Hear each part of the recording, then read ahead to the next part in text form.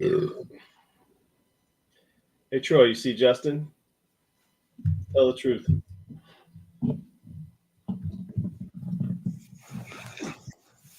Pride Unicorn Rainbow name? What in the hell were you doing? This shit.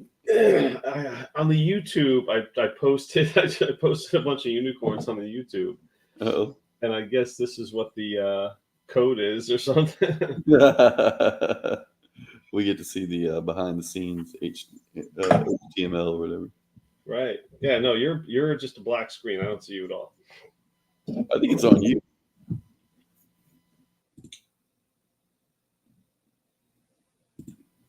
Ah, you're right. You're back. Yeah, I didn't do anything. I just sat here and waved hi. Dang it. You are blurry though. Am I? You see that? I do kind of see that. Let's see here. Let me take my. Oh, you're black again. Yeah, that's because I There got you the lighter thing. How's that? Nice. Am I crisp and clear now?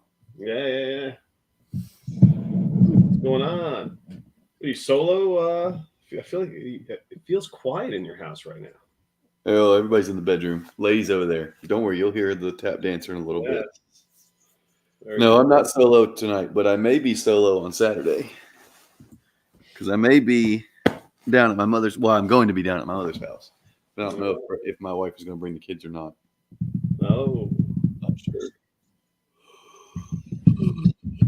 I go and fix a bunch of termite damage.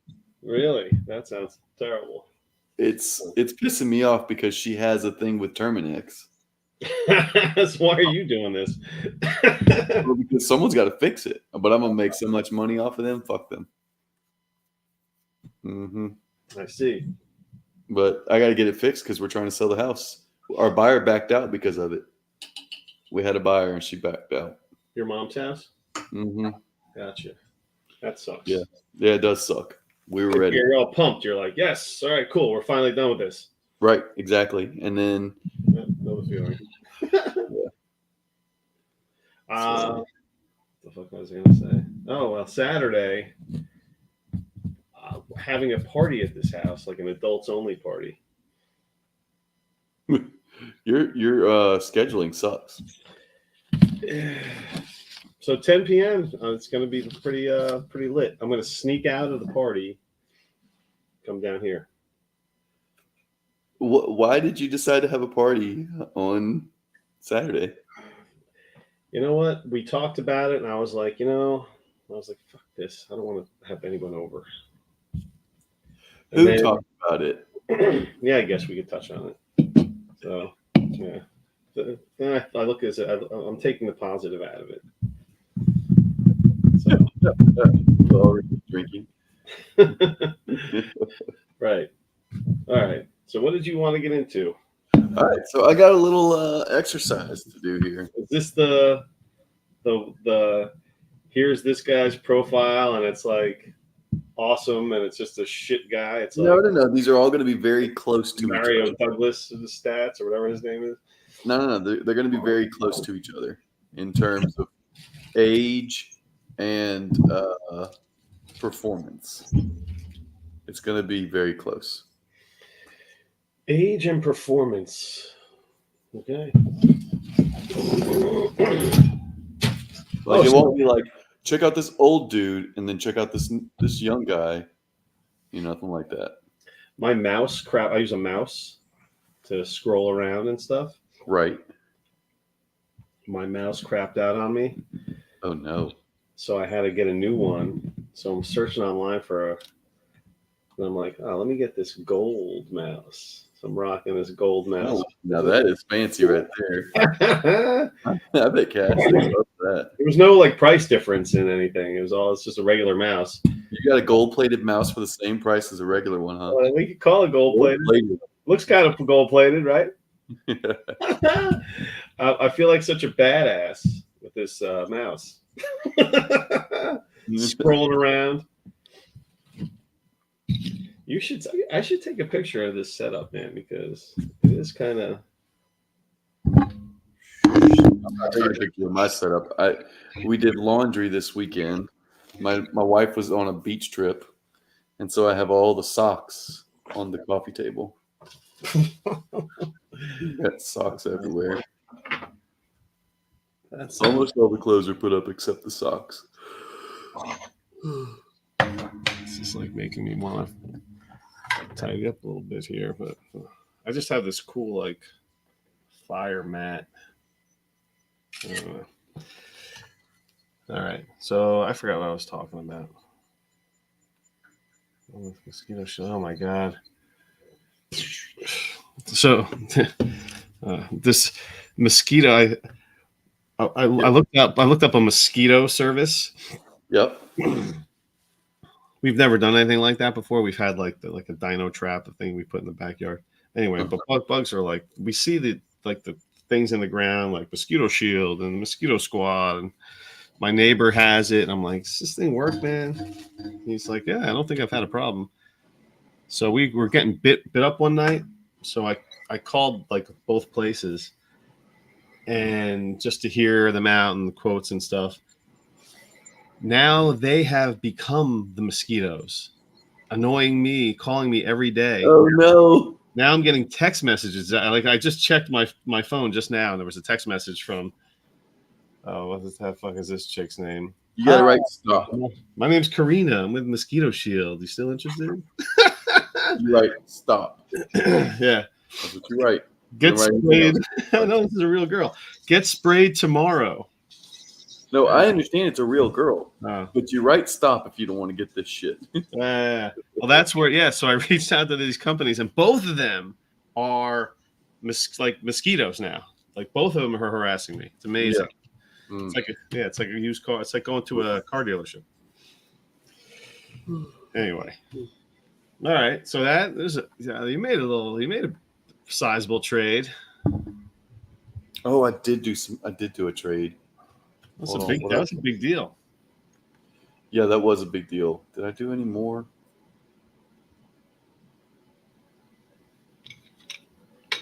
I can't even look at hot sauce. I can't even fucking look at that league. Holy shit. Yeah. Dude, that was such a grind for 8 teams to move all that stuff. Eventually, I just dropped everybody and added whoever. Like I just went through their rosters and was like, all right, you're not actually on their list. And then re-added it. But then that fucked up the trades that had been done. And especially the 3-way trade because I couldn't see. Fuck.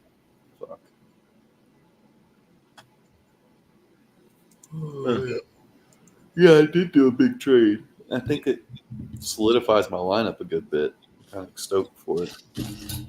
Right. I did. We can talk about it for sure. All right. Looking for my pen, man. Shit. I like to jot stuff down when it comes to me. To remind me to like say later. Right. And I think I'm gonna have to go. How many players am I over the limit? Oh, geez, and Pete's 43. I got a limit of 32. Whoa, that's a lot of players. I gotta drop 11 players. Manage, add, drop. Let's just start dropping random dudes. Malik Cunningham, isn't he a wide receiver now? Am I thinking of the right dude? Who's that? Malik Cunningham? Malik Cunningham? Did he switch to wide receiver for Baltimore? I think he did. I only know his name. I couldn't tell you if he played, who he played for at this point. Is he a rookie? No. Like I just know the name. The name just comes to mind. I'm going nuts not having like a pen or something to write with. I gotta drop some people. Holy crap. 43 people on my roster. Holy shit. And you start purging.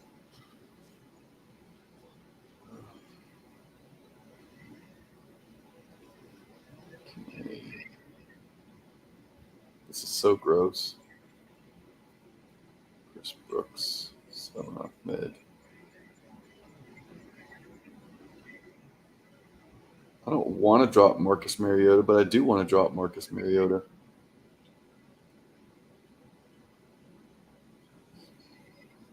7, 8.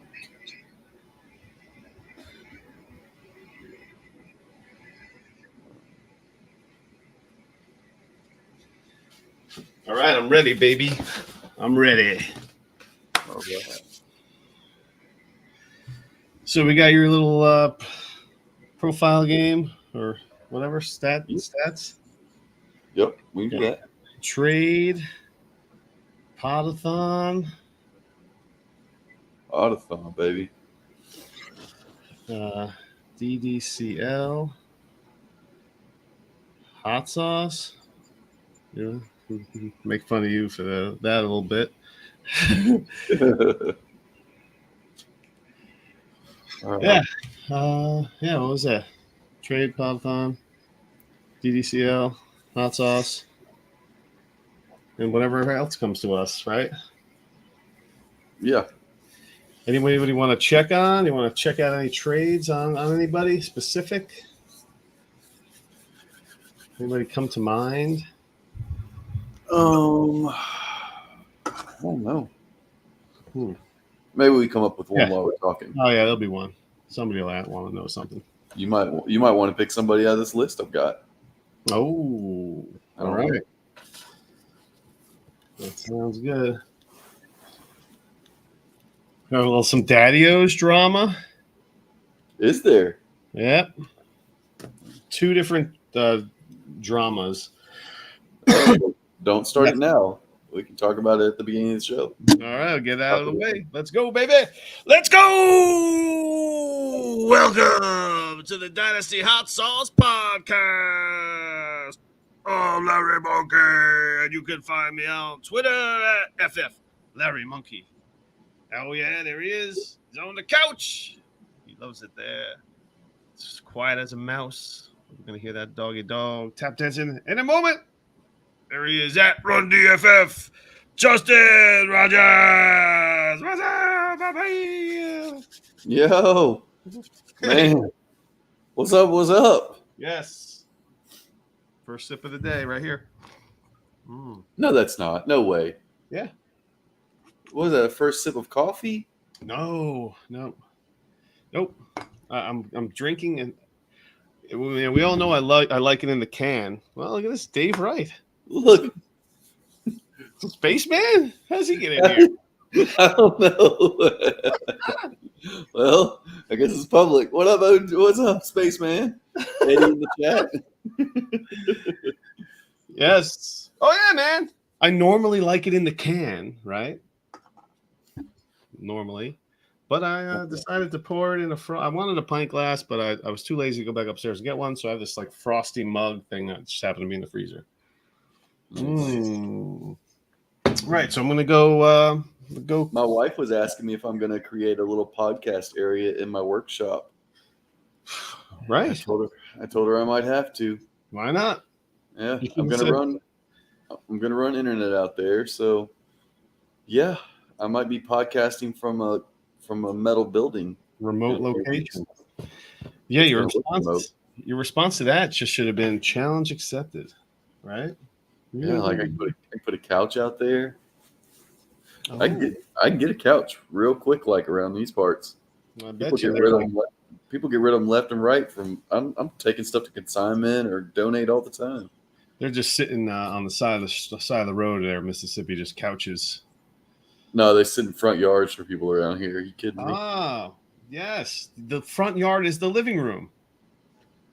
Uh-oh. Dave's starting in here, baby. How did you get in here?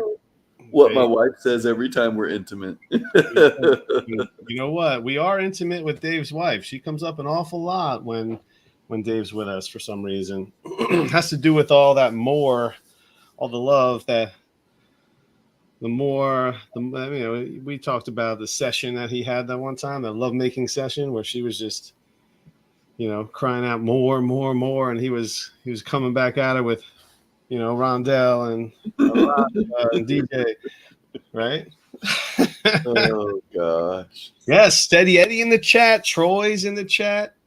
I met up with Steady Eddie this weekend, man. Impromptu. Just to catch up.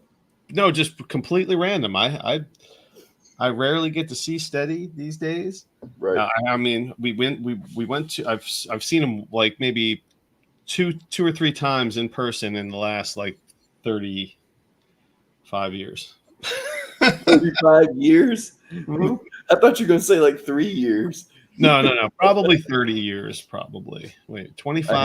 A handful of times in 30 Yeah, years. close to 35 years, I guess. I've seen Steady Eddie in person maybe three, possibly 4 times. Anyway, he lives in Ocean Township, which is the neighboring town of Asbury Park, where the Stone Pony is. I was going to see Jake Owen at the Stone Pony Saturday, so I texted him, "Hey, I'm in your neck of the woods. What are you up to?" And we just coordinated this. Another couple met us out, hung out with Steady and his wife. So Stephanie was with me, so it was like a table of 6. Had some dinner. Went the two of us went to the show. Me and my wife. Great time. Perfect night. It was awesome. Just awesome, man. Nice. We got to get Steady into the SFB somehow. He's getting into SFB. He's getting He's it. trying. Make it happen, Dave. Pull some strings, buddy. Pull some strings, spaceman. Yeah, we're gonna get him in there somehow. Right. So that was awesome. He had purchased Girl Scout cookies like 6 months ago, and I was able to deliver them. No, 3 years ago. Yeah, he gave me a jar of some stuff that is working right now, actually. So that's right, baby. Troy is here from New Mexico, or is he up in his spaceship? What do you think? Oh, he's flying around somewhere. Yeah, no doubt. Very cool. All right, let's get it on, man. So, jump right into it. Well, the Daddy-O's League. Yeah, let's hear. So you told the good story. Let's hear some bad shit. All right, so there is Daddy-O's drama. This 14-team home league that I put together. Just when I say home league, it's where I currently live. I got a bunch of literally home. Yeah, softball / soccer dads, and one, and it was a great league. I mean, I won the league, so of course it was going to be great. It's awesome. But that being said, it was a really great league. The settings were like awesome, and all the bells and whistles kind of worked out the way we expected it to. Anyway, there's a guy that didn't set his lineup like the whole season, and nobody wants him back in the league. So I was like, "Hey, man, well, I didn't think he would want to get back in the league." He goes, "Oh yeah, man, I want to get back in." And I'm like, "Oh, you gotta say your lineup, dude." And I know he's not gonna again, right? So I mean, how do you handle a situation like that? I know it's easy to kick somebody to the curb. I'm already on sleeper, so just hit me up if you need someone to set lineups. You can find a replacement next offseason. You can find a local replacement if you need someone. I had a guy lined up. I already told him he was in the league.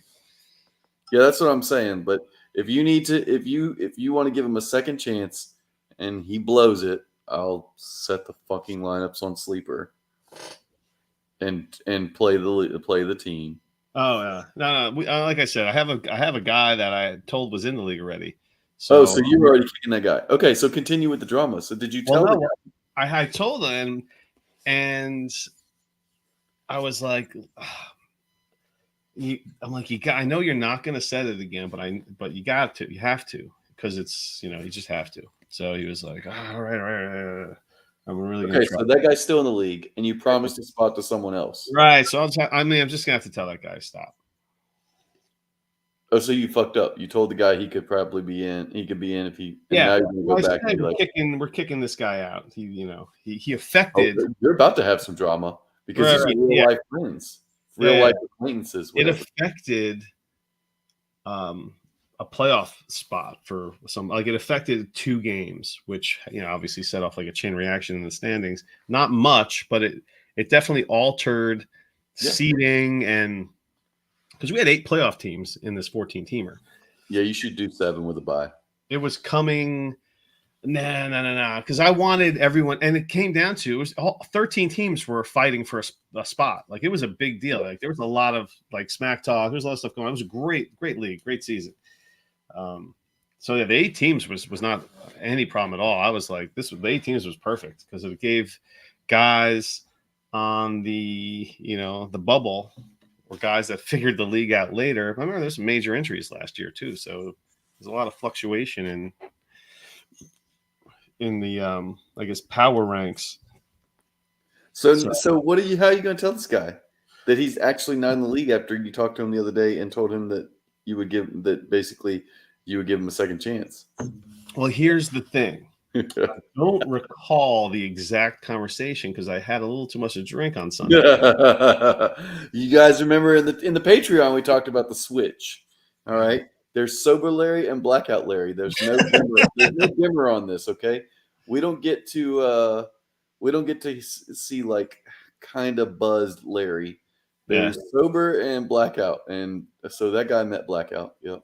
Right. I mean, he's met him before, but it was one of those like drinking starting at 11 a.m. Now it's like 5, and that's blackout time. So no, well, you don't want the party to end, and it was just a perfect day. Anyway, yada yada yada. So we'll figure it out. Some minor stuff there.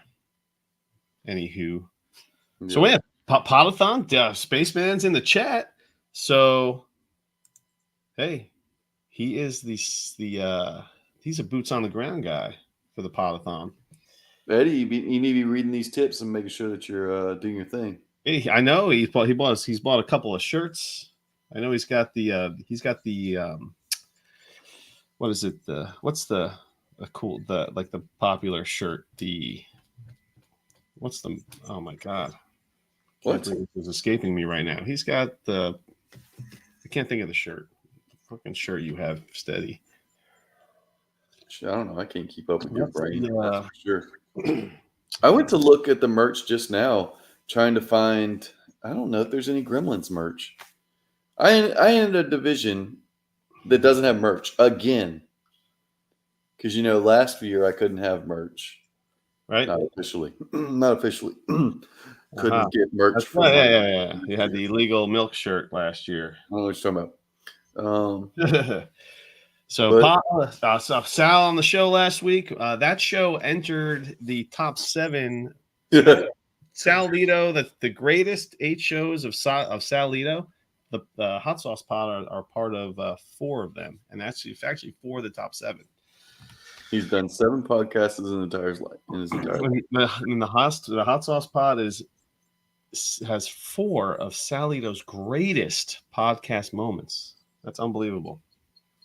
And so I don't know. Let's get into some stuff, man. I mean, I don't know. There's the big DDCL draft going off right now. You want to talk? Want to talk some players right now? Yeah, we could talk some players. Right now, it's gone. We're only on. All right, remember 4 copy league.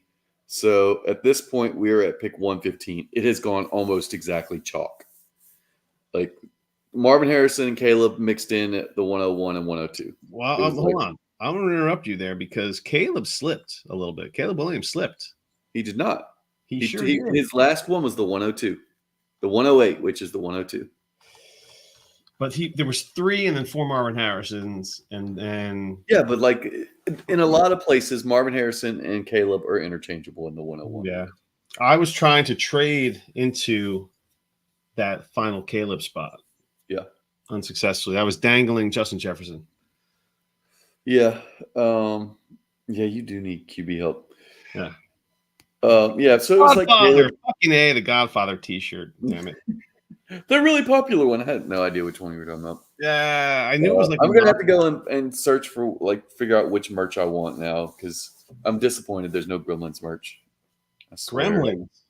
I need to go look at the merch page and then pick a division next year. It is amazing, all the shirts, and it's a lot of fun. The tough part for me is translating the shirts because now they have them like. Oh, I know. It's like, yep. I can't figure it out.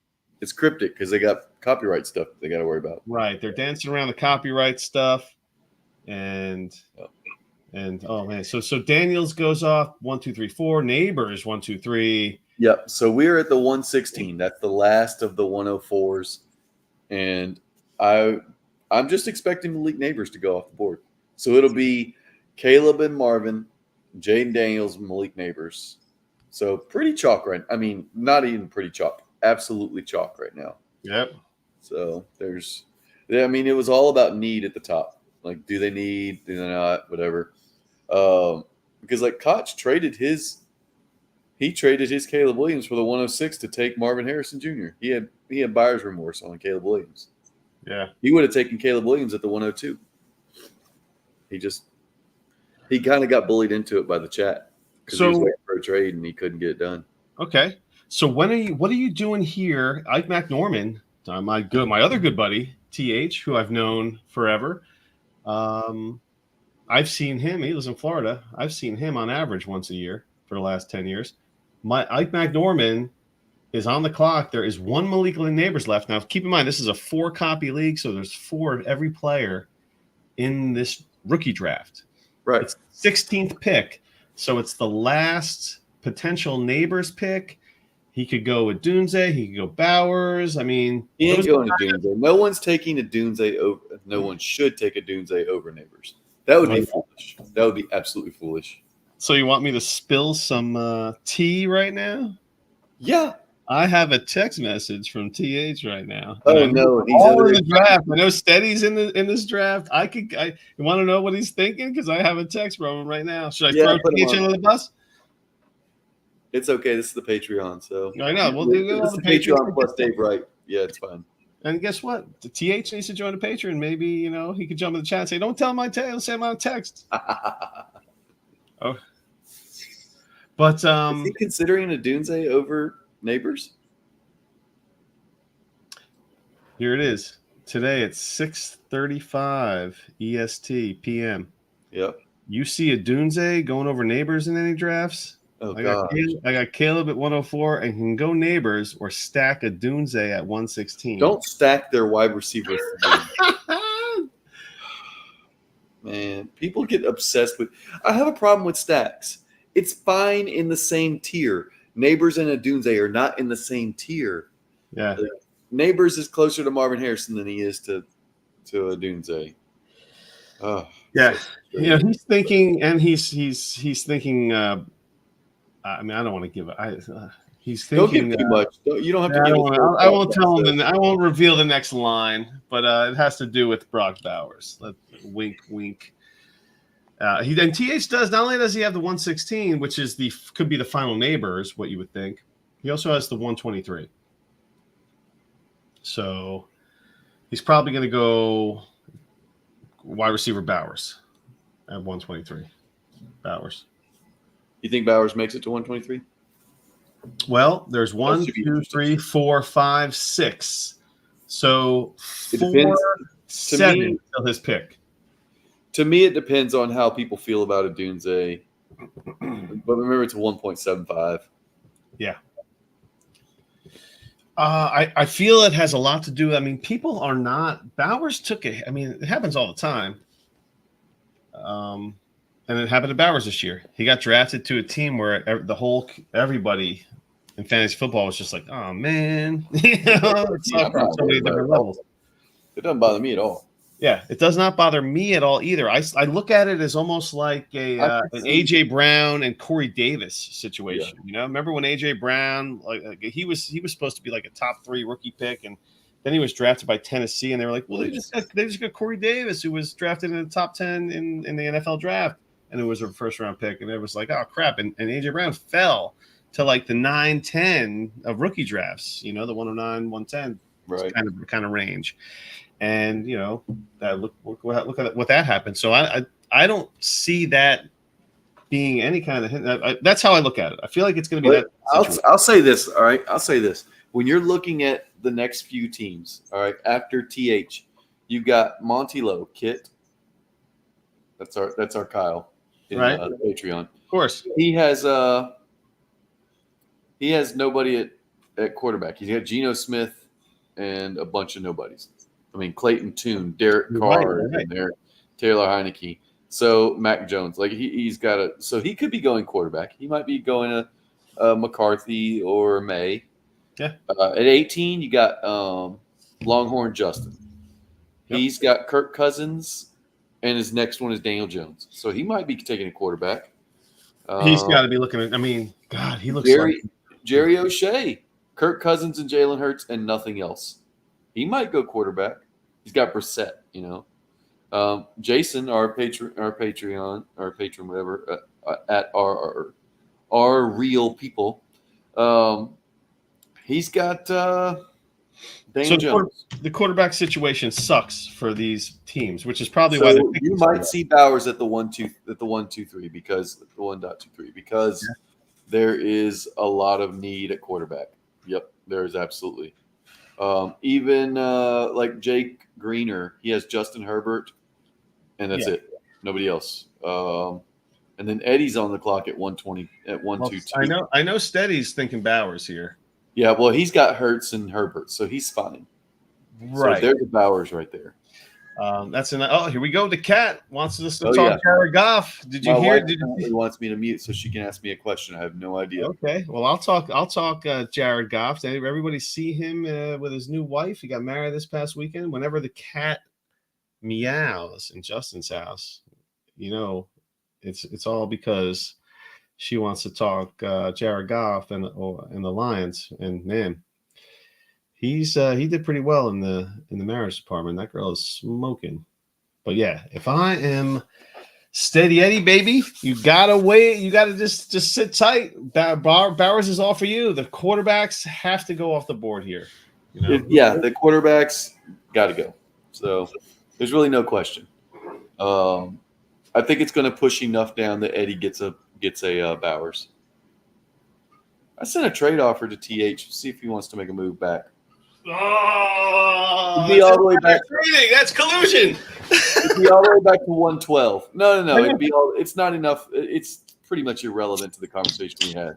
I know. I just revealed like some insider stuff. All you motherfuckers are going to be fucking hitting TH up now. Hey, heard you're thinking of Dunze. No, like I said, it's not like he's trading back to like the 107 and can still grab a Dunze. No, I know. I'm not quite that in that position to do that. I know my boy TH. We did a redraft league. This is the guy that introduced me to fantasy football in like 1997. Right. 97, yeah. And we've been playing in the same leagues since then. And I was able to pick like every player. We did the home redraft league one year, live drafted at my house. I picked he was doing it from Florida with the Google on the Google sheet, I predicted like his first 10 picks before he made the pick. I'm like, he's going this guy here, he's going that guy here. Like 10 in a row, man. Nailed it.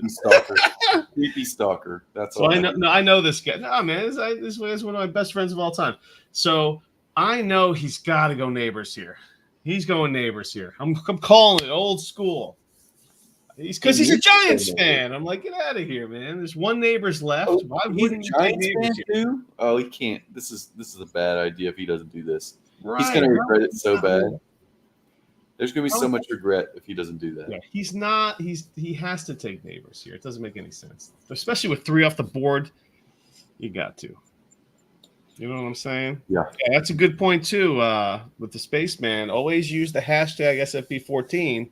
Because when you're searching SFB stuff, that's the hashtag you're using. So your name is just going to be popping up a lot. I don't use enough hashtags on Twitter. I feel like I should use more. Oh, yeah. I live off of that, man. Like for Jets stuff, or if I'm researching a player, I won't do a hashtag. I'll just do a search. But for the Jets. I love to go into, now this is what I do. I like to go into someone's profile and then search within their profile for keywords like, Neighbors, and see how they feel. I do that with league mates all the time. Like I'll look and see if I can find someone that's been talking about somebody and hyping them up or something, and then I want to make a move. I know. Steady Eddie, since he's in the chat here. I'm thinking he's relatively new to Twitter. It's been on about a year, I guess. This is some good advice for him, that's for sure. And folks in general that are just new to X, Yeah. I mean, was Eddie even on Twitter? or did he just join X? Good, yeah. It could just be X for him. I don't know. He might not even know what Twitter is. He's like, So, that's the olden days. So it sucks for me. I don't pick until the 63rd pick.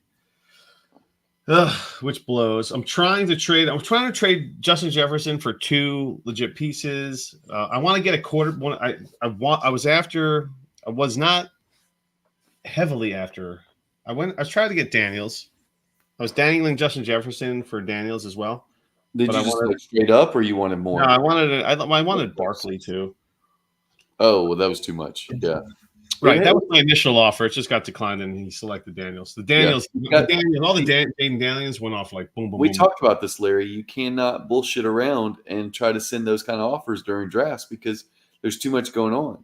It's not like you're making a trade in the offseason. In a draft, you need to send something a little closer to your best offer. Yeah, because they're just going to make the pick, or they're just going to go to the next trade partner. Well, for the Caleb, the one for the 108, the Caleb one. So I sent Justin Jefferson and my I think it's my 215 or whatever I just said. My 215 for his Caleb pick and his like 208. All right, say that one more time for me because my wife was walking out the door and I needed to. So it would be Justin Jefferson and the 215 or Caleb Williams and the 208. That's probably pretty close. That's not a bad offer. But that was my initial offer. That was my initial Who was that offer. to? Who was that to? Who has the 2? That was to KCSP. I don't know what they're, and I'm about to look to see what his situation is at quarterback. Well, that's the problem is that they have to have a QB. I mean, they have to. Caleb's Otherwise, you're sending an offer that they can't do anything with. He's got Herbert, Richardson, and Baker, and Gardner Minshew, and Sam Howell, and Brissett, and Fields. You can stop mentioning all the guys that are no good after a year. Well, I just named all of his quarterbacks. Oh, everyone on his roster. That's it. Well, okay. I get that then. I mean, Minshew deserves recognition for being a starter, you know? No, because he's. You don't think so? No, because I don't want to talk about the guys who likely don't have a job next year. Is Jimmy G still in the Raiders? Who's he play for? I think. Okay, so I think he's listed that on, but I think he's a free agent. Okay. And I might be a liar. He's waiting for someone to go down. He's with the Rams. Oh, interesting. I would have never guessed that. I would have never either. He signed a 1-year deal. So, no, I when I'm talking about player value and where I'm going to be picking and if it's a tiebreaker between positions, I never worry about a guy that likely has no job, as a backup in a year. Right. Like, I don't want to factor those in. So to me, he's got Herbert, Richardson, Mayfield, and nothing else until he drafted Caleb Williams. Now, that's still a luxury pick. There's no doubt about that. Right. I think he probably should have taken that deal and gotten Justin Jefferson. Okay. Because his wide receivers are woof. Debo is his best wide receiver, and he's got DeAndre Hopkins, and that's it. Okay. A bunch of nobodies that can't score 10 points a game. So I don't know what his plan was there because he doesn't have another pick. He has his regular allotment of picks. Maybe that's it. He doesn't like to make trades because he's got his 208, 308, 408, and he had the 108. He didn't make a single trade with picks last year. So maybe that's the problem. He doesn't like to trade picks. Okay. Yeah, you're right. This is public. Holy moly. Did not know that. I did it wrong. That's all right. Well, welcome to maybe let me throw it in the hot sauce league. Sure. Yeah. We'll do some talking about that. Well, Casey might not like to make trades with picks and whatnot, but I do. I like to make trades. And I made one. Oh, did you?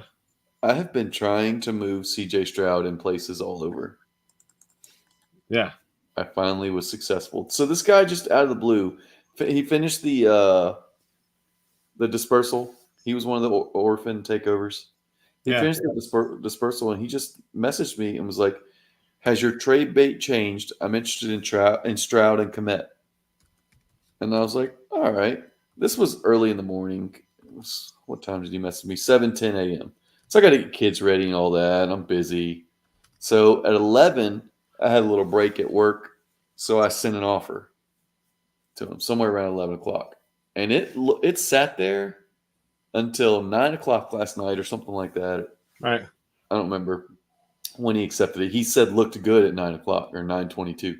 So he had it in his inbox all day long. But basically, I offered him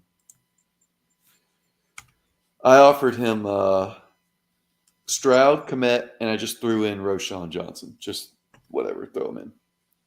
And I asked for Breece Hall, Christian Kirk, George Kittle, and his 26th first.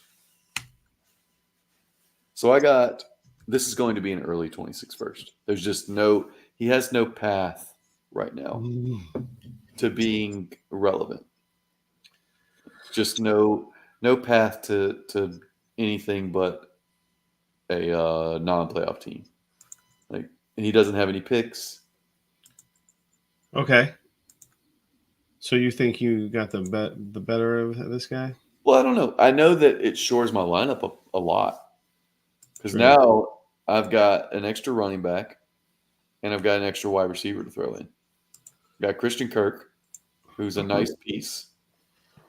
Yeah. I got Breece Hall, who's more than a nice piece. And then George Kittle, who's And I replaced Komet with George Kittle. Yeah. That's an upgrade, I feel like. It probably is, yeah. I mean, closer than people think, probably, but still an upgrade. The only thing is that Kittle's 30. And Gerald Everett is on the Bears, too. Right. There's a million. 26th first-round pick. The 26th first was going to be the deal breaker. If I didn't get a 26th first, I wasn't going to be – if I didn't get one of his first. And he didn't have a 25 first. I don't know who has it. Lucky for them. Okay. But if I couldn't get his 26th first, I wasn't going to go anywhere. But he doesn't have his 25 first. So this is what – let me give you an idea what his team looks like. All right, so he's got Stafford and Stroud. So he's got a couple quarterbacks. He's got James Cook. He kind of loaded up on running back. He's got James Cook, Kyron Williams. I need running back help. Well, and then he's got Mike Evans, Tyreek Hill. Those running backs suck, man. No, he's got – well, he kind of – in this particular – I was thinking he had more. He's got Kyron Williams and James Cook. He's got James Cook, Johnson, and Josh Kelly, and I'm just going to say Michael Keaton, Damian Pierce, and Kyron Williams. He might have had the worst draft of all the orphans. It was bad. He ended up with the picks. He ended up with the 312 and the 341. He has only a third and a fourth next year. There's just no path to really improving this team. He's got a cool name, which is confusing, but I like it. Yeah. Well, they need to take out the open 3, open 1, whatever. Oh, that's not a part of it. It's so LJO. Yeah, is part of it. Right. LJO and the New Wave Time Machine with lasers. Sweet. Does anybody know what the reference to that is? Because no. Malik Neighbors, the last share of Malik Neighbors just went off the board. Oh, the TH. Yep. My streak is alive of calling his fucking pick.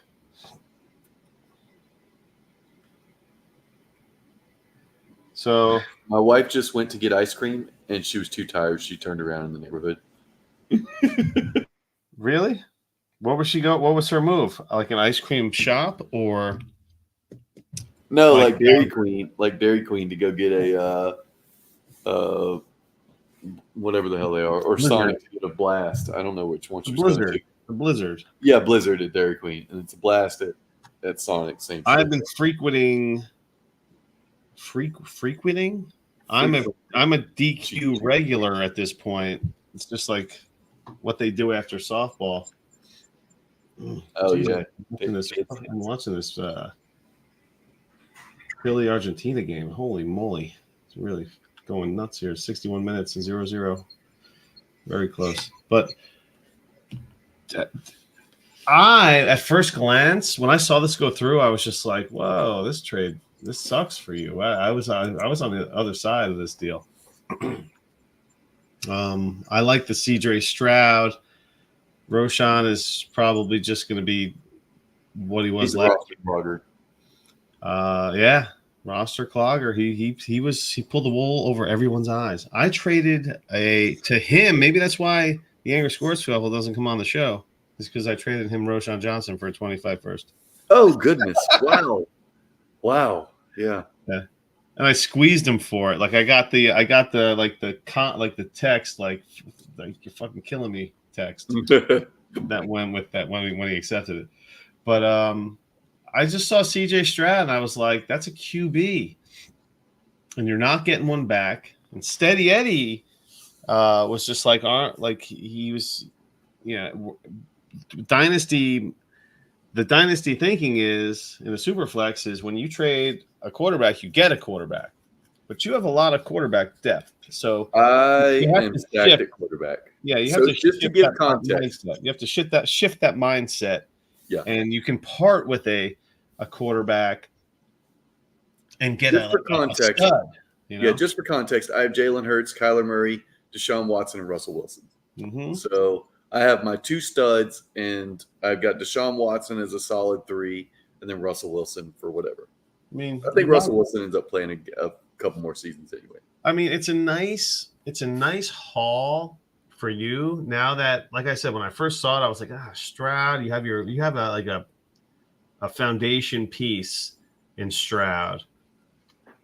But what you got was like, I feel like Hall and the first is almost enough for Stroud,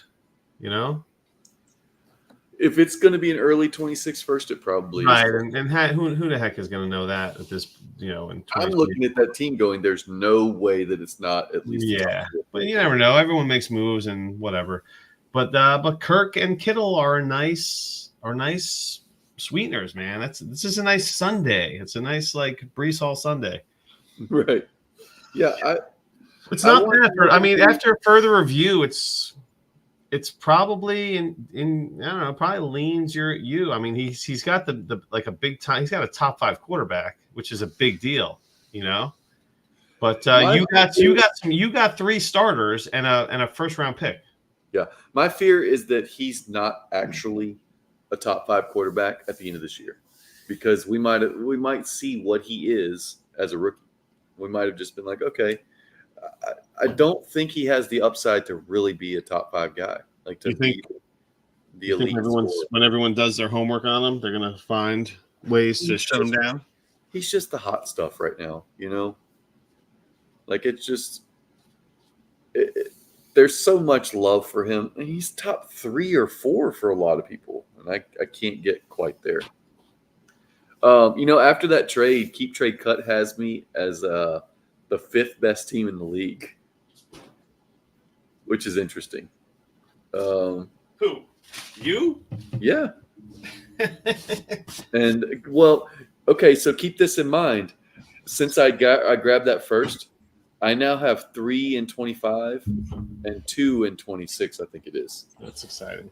Yeah, I have 3. Oh man. I have 3 25 firsts and 4 25 seconds. And then 2 26 firsts.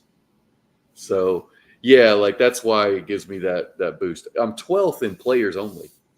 I still need wide receiver, but I've got the 1.45, so like the 112.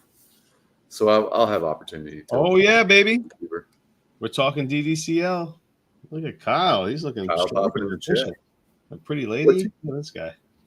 He's showing off. That's all he's doing. Showing off in his profile. Kyle looking good, man. So yeah, we're talking DDCL. We're talking that trade Justin made.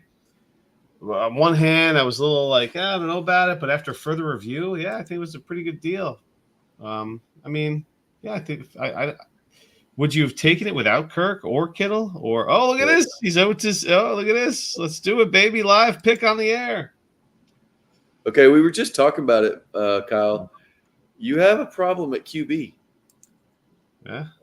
And that's the issue, is that there's value there, but you have Derek Carr and Geno Smith as your 2 QBs and nothing else. Yeah. I think you have to go QB. Look at Longhorn Justin in the DDCL chat wants to. Oh, yeah. He's looking to get rid of the 118. So for a youngish quarterback. Which what does that tell you where he's going to go when he's got a pick? Right. He ain't thinking Brock. No. Kyle, you can lean Brock, but you're going to be picking early again next year. So maybe you want to pick early. Does he have a roster that's going to crush? Or does he have a roster that's going to advance to the next bracket? Yeah, let me go down here to Kit. Where's Kit? That when I see Kit, I think of Knight Rider. Yep, absolutely. So, all right. So beyond that, he's got Jacobs and Pollard and Swift and Warren and White, Zamir White, that is. He's got Chase, Curtis Samuel. He's got Hawk. So he's kind of – his running backs are nice. He's got a lot of depth at running back.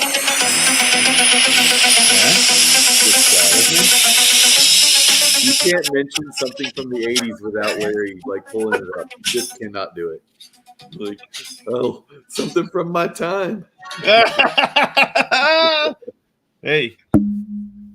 He pulls up into the truck. Everyone's like, how does he pull up into that 18-wheeler like that? Yeah, I always wondered that. As he not shoot right through the front end of the truck?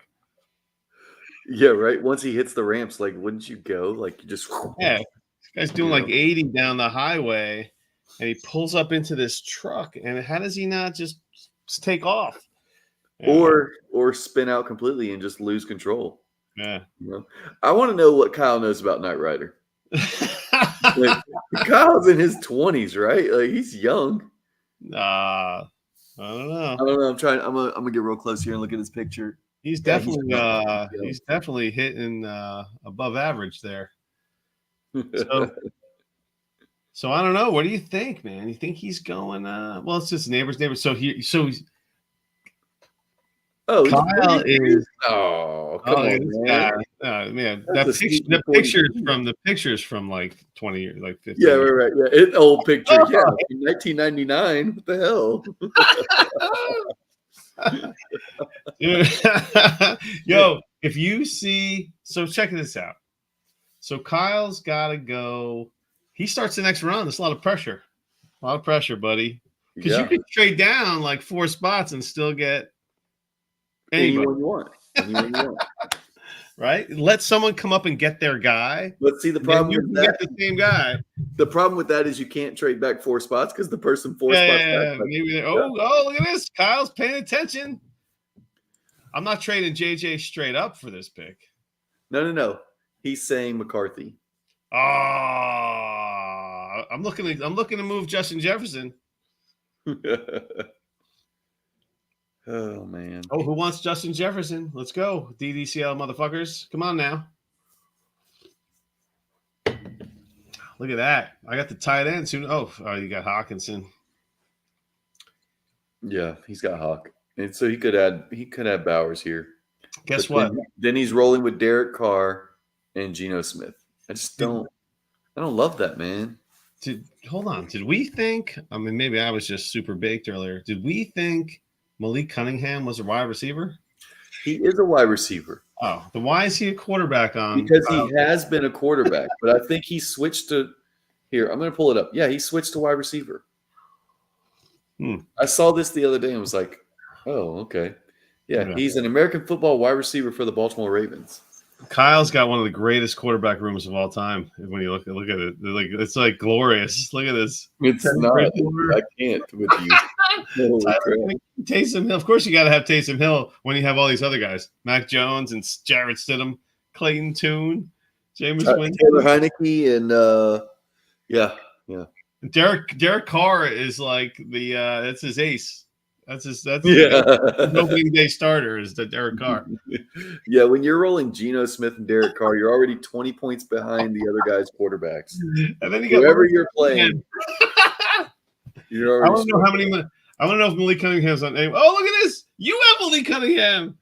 Yeah, I guess I do. I thought about dropping him just now. You know, I just made 11 drops. He's got all four Malik Cunninghams are taken. Oh, look, you know why? Because 11 hours ago, he was allegedly logging an impressive offseason. Oh, he's been one of the. Been on everybody's roster.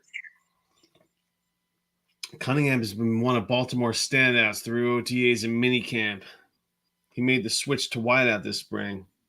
Kind of natural at the position, John Harbaugh says. Anyway, he's going to compete for a depth role behind what? You imagine? There's like It's Zay and nobody.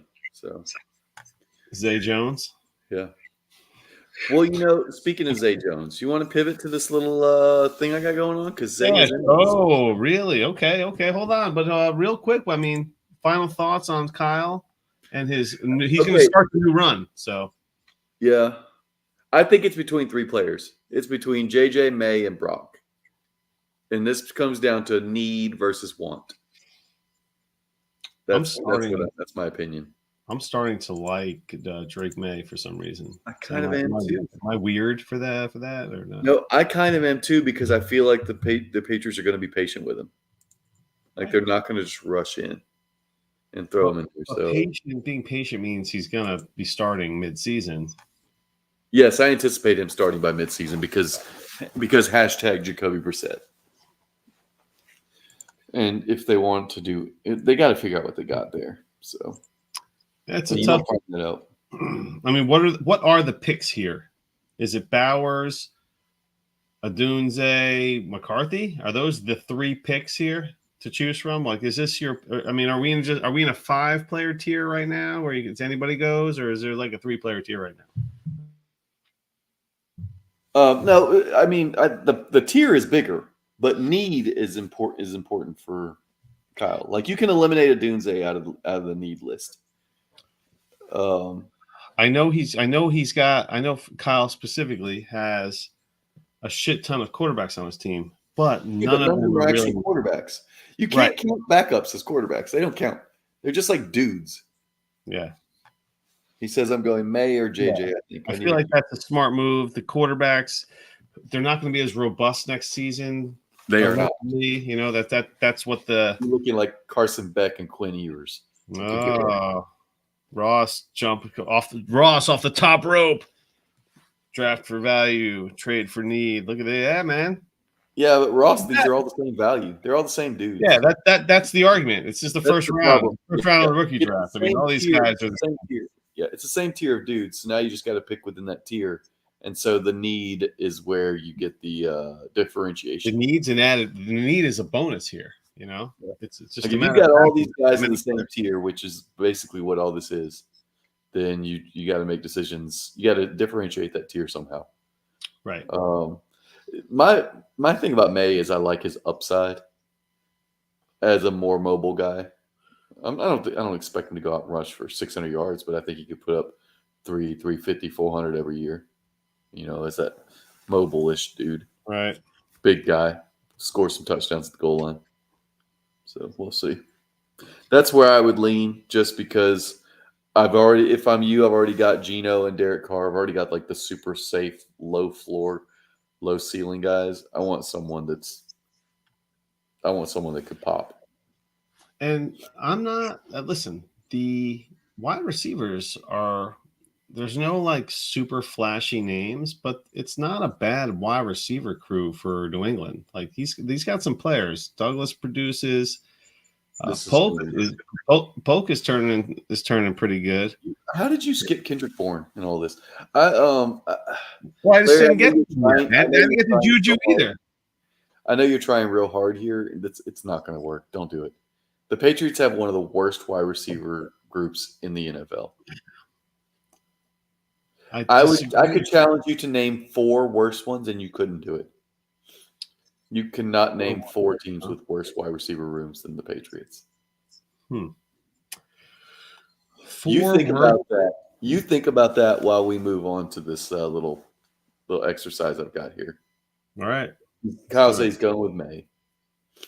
I think it's not. And It's then, not and bad. then when it gets fucked up, you can blame me for sure. Yeah, blame Justin. Yeah. No doubt. All right, pick a position group. Let's do this. Wide receiver. We're already Wide there. receiver. We're gonna start with wide receiver. All right, I got two different sets here. Okay, these are players that do fairly similarly, but are valued much different. Or, anyways, let's get into it. So Jamar Chase and Devontae Smith. All right. Last year, Jamar Chase averaged 16.4 points a game. Whoa! Wait a minute. Hold on. Let me just. I'm trying to comprehend what you just said. Jamar Chase and Devontae Smith. This is like your arch nemesis. You have the same calves, you and Devontae Smith. Is this that guy? The same guy? Yeah. This is Devontae Smith, who weighs 10, 15 pounds less than me as a runner. Yeah. Yeah. It's bad. Like when I was in the heart of my marathon training, I had him outweighed. Yeah. Right. Yeah. Like I'm going to the Boston Marathon. I'm running 20 miles every Saturday, and I weigh more than Devontae Smith. Yeah, same dude. All right. So, but you got wide receiver 2, 3-ish, sometimes 1 in Jamar Chase, and you got like wide receiver 15 or whatever in Devontae Smith. Chase averaged 16.4. Devontae Smith averaged 14.2. Now, this is where I like to get it a little interesting. Chase had over 12 points in just 50% of his games. Devontae Smith, 56% over 12 points. Okay. So if we play a week-to-week game where you're trying to win games, there's really no difference.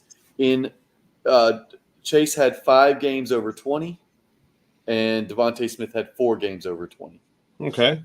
So when you're talking about players that can make or break your week, they're the same dude basically. Like, so to me, this is an exercise in tearing down. How do you feel about Devontae Smith and Chase with that information? I like Jamar Chase better than Devontae Smith. 100%. That's not what I asked. What but was your for question? the value to tear down, like you've got Devontae Smith doing it week to week just as often as Jamar Chase. Right. Why are we paying wide receiver 3, wide receiver 2 price for Jamar Chase instead of getting Devontae Smith cheaper? Or what do I want plus? Like it's Jamar Chase. I bet you could do Devontae in a first for Chase. Like you could trade Chase for Devontae in a first. Yeah. But my argument is, Joe Burrow didn't play last year. Joe Burrow played the first whatever games, and he played the season before. Chase still hasn't done it. Chase has not done it in his career. Not done it and what I mean by that is he has never been that dude. The 20-point a game, 22-point a game wide receiver. How long do we wait for that? In 2022? Well, this is what he's you might not get the consistent 20-point game from him, but you're going to get the 52-point game and the 31-point game. But this is why I said the 4 games over 20, the 5 games over 20. That was 20 was my cutoff for running backs, wide receivers, and tight ends. And that was with Browning, Jake Browning? Jake Browning, yeah. But okay, so you go back to 2 years ago with Jamar Chase, and he averaged 18.6. And let me give you a little rundown here. He had over 12 points. 1, 2, 3, 4, 5, 6, 7, 8, 9, 10. So he went over 12 points 10 times in that one. He also had a 0 in there. He missed a third of the season. He missed 4 games. He missed 5 games. He didn't play in 2017. Oh, yeah. I see. Yeah. So he was much better in there. All right. So, but that's 18.6 points a game to be much better. Listen, I love the idea of I don't have any Devontae Smith, and I've been trying to get some, and this is not a bad way, especially in like a heavy start league. Yeah, heavy roster, heavy starter. How many starters? League? It wouldn't be in a start 10. You wouldn't. Right. But in a start 13, even start 11, if you can get Chase, if you get Smith and and a piece, like a legit piece for Chase, that's 2 starters. You're getting a lot. You're getting almost the same amount of points, and then an extra set of points. Especially on a week-to-week basis is my point. Right. All right, so let me give you 2 more receivers. George Pickens and Zay Flowers. It feels like that people are ready to kick Zay Flowers to the curb. And they're interested in George Pickens, who went over 1,000 yards last year, I believe. But George Pickens had 12.3 points a game. Zay had 12.9. George Pickens scored over 12 points in 6 out of 17 games, 35%. And Zay was over 12, 50%. Pickens had 4 over 20. Zay had 3 over 20 and another at 19.6. So Zay was the much more useful week-to-week player. And it feels like people are just ready to give up on him. Like it's such a dichotomy of I'm in on Zay Flowers or I'm completely out. I just made a trade recently. It was on June 17th, and I traded DeAndre Hopkins and Stephon Diggs for George Pickens. And I love the upside of Pickens. I love Pickens. I think he's going to have a real quarterback this time. Remember, this is another guy that had a terrible quarterback situation last year, and he still put up some points. And everybody was shitting on Pickens, but he rose to the top above all the criticism. And so I'm on Pickens. I want Pickens. I want Pickens over whoever we were comparing. Over Zay Flowers? Yeah, I think 6 games, 6 out of 17 over 12 points. He was useless for 11 out of 17 games. Just saying. This is the point exactly the point I wanted to make with this. So is that when you look at these players, you should be looking at a week to week, not a cumulative stats thing, because like a Jamar Chase putting up 52 points, he's not going to do that every season. He's not going to throw up a 50-point game that's going to make his points per game 2 or 3 points higher for the season. I mean, you think about that. 52 points, that's 3 points for every, for a 17-week.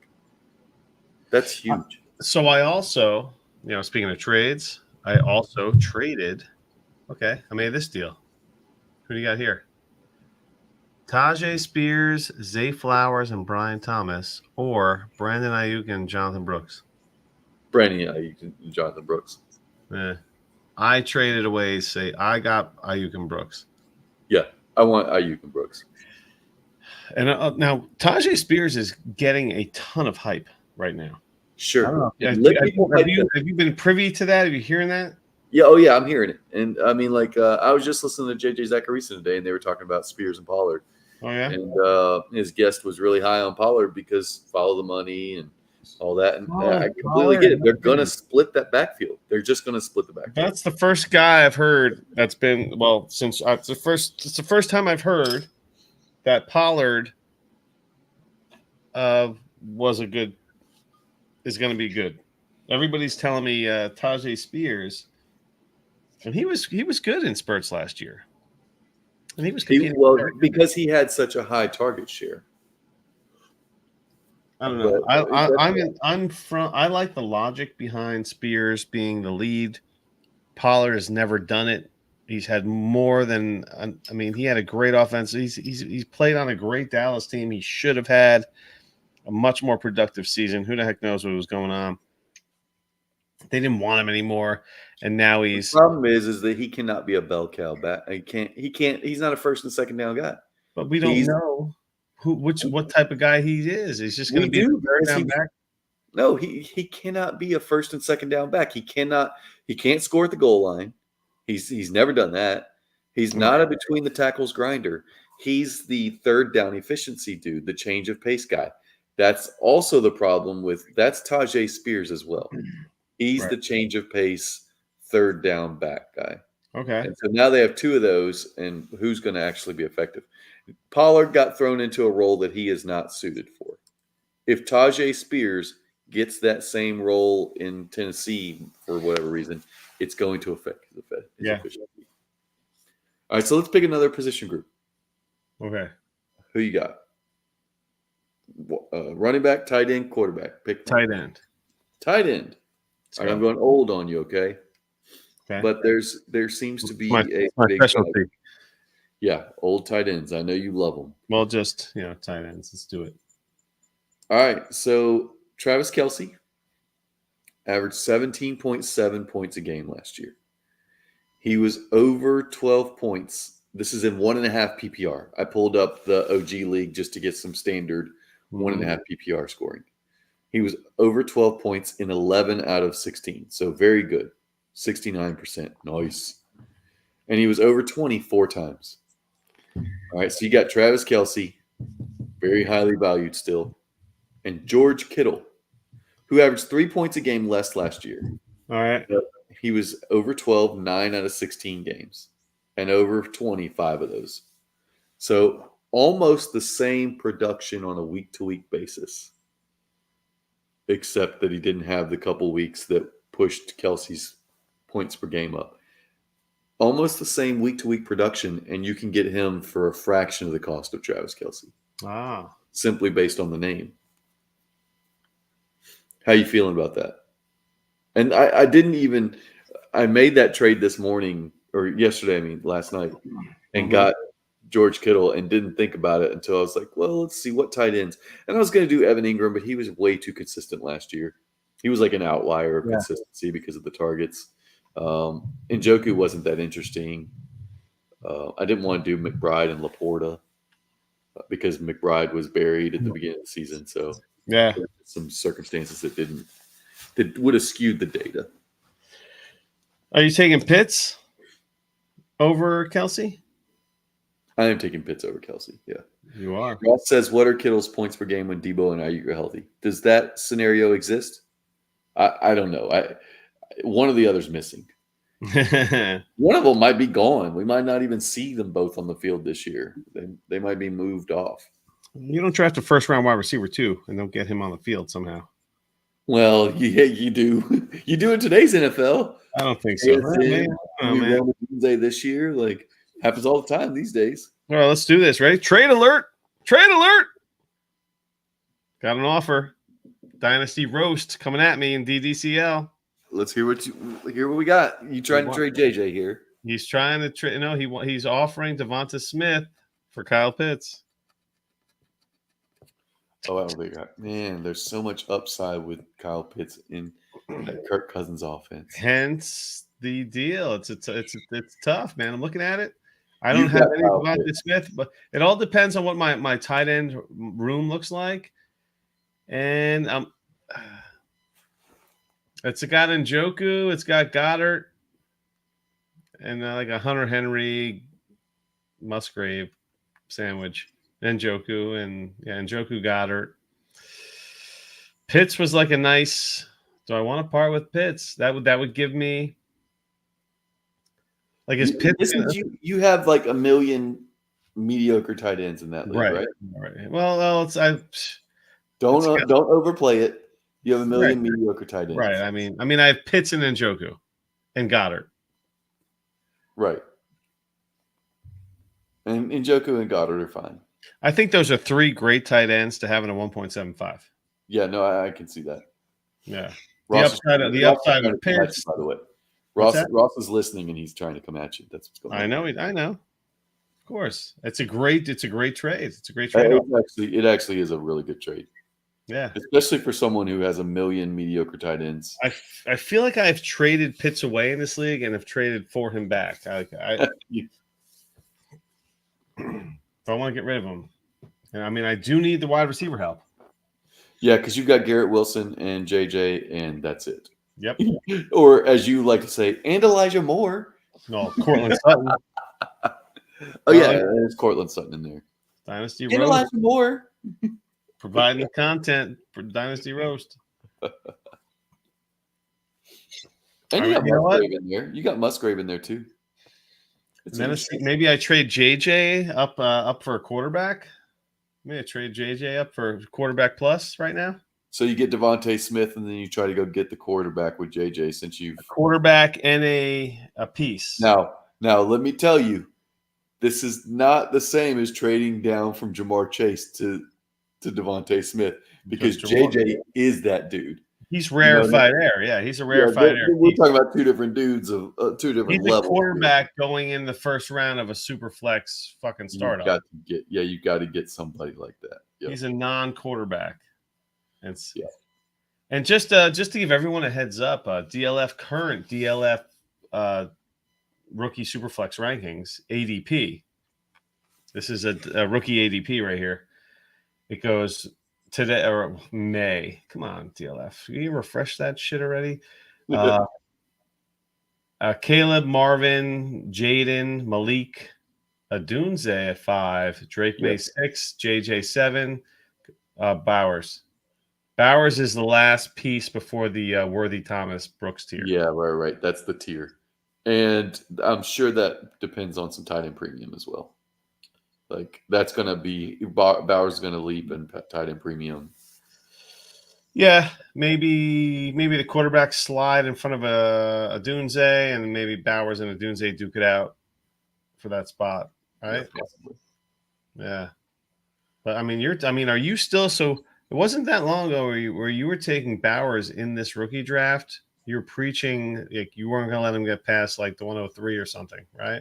No, I think I was saying 104, 105. Yeah. Okay. You still feel that? I had my big three. The big three was always going to be Williams, Harrison, and Daniels. That was the three for me. And then Bowers was on the board. Yeah. I may go Neighbors and then Bowers. I want Bowers over Adunze. I think his value has a much better chance of going up than my very first year of playing Dynasty was in 2014, and it was a startup draft. So, OBJ and Mike Evans and all those guys. Well, Mike Evans was in that draft, yeah. Yes. So and so was Sammy Watkins. Sammy Watkins. That's who I was thinking of.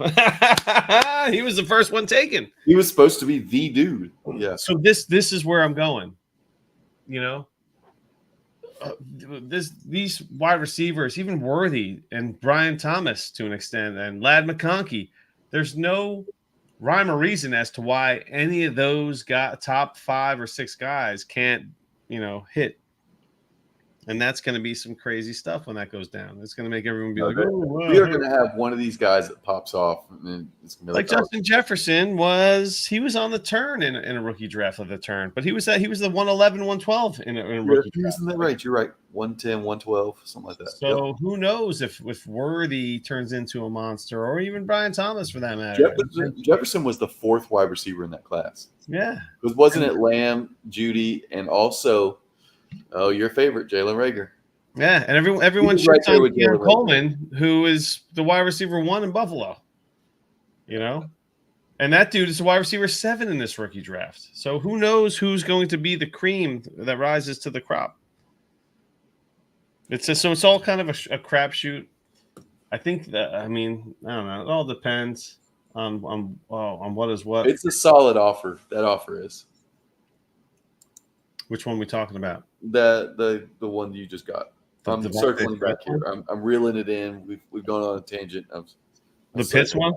Yeah, Pitts and Devontae Smith. It's a good trade. Oh, is this a tiered PPR? Hold on. This is tiered. No, right? This is 1.75. But it's 1 and then half for running backs. Yeah, so that's right. I think it's tiered PPR. But I just want to see, what did Devontae Smith average last year? He was a beast. Well, beast is relative, but he was a beast. He averaged 14 points a game last year. Yeah. Like I said, beast is relative. He was solid. So, do you think with Kirk Cousins, Pitts can average more than 14 points a game? So this is what I was going to get to. So now I was going to come over here and do average points. Do you think he can have? Because Barkley does catch balls. Cole Kmet last year went 70 for 678 and 6 touchdowns and averaged 13.82. Uh-oh. Jack's chiming in. You're not going for the You're not making that deal, Jax? You're holding Pitts? Yeah, look at what I just said. 70 for 678 and 6 was almost the exact same. Yeah, it's an even deal. It's a good deal. I want Kyle Pitts still because I think he can go 70. I think he can go 75 for 800 or 75 for 750 and 6 or 7 touchdowns. I think that's easily in his range of outcomes, and you've matched probably what you're going to get from Devontae Smith. You don't think Devontae Smith has more of a ceiling? We've reached the ceiling. I think there's a bigger ceiling for both of these guys, and that's the thing. That's the tough part because they're both guys that are 2 years ago when Jalen Hurts blew up, he averaged 15 points a game, 15.12. He had 88 for 11, 29, and 7. That's his ceiling.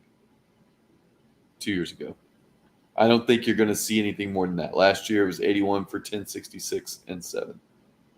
Like, I think that's what he is. He got 128 targets in 2022. It's hard to forecast more than that. Well, the problem is, when is AJ Brown? AJ Brown's got kind of a head case, so no one really knows. Wait, why is AJ Brown a head case? Oh, so he takes everything off his Instagram and he's talking smack sometimes. Oh, that's just business, man. Nah, I don't know. You never know. He's got some mental stuff going on. You never know.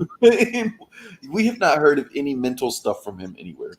Listen, who knows about work in Tennessee, and then they shipped him off for cheaper Treylon Burks, which worked out real well. Lesson B to all you who NFL. Who doesn't know about AJ Brown's mental illness?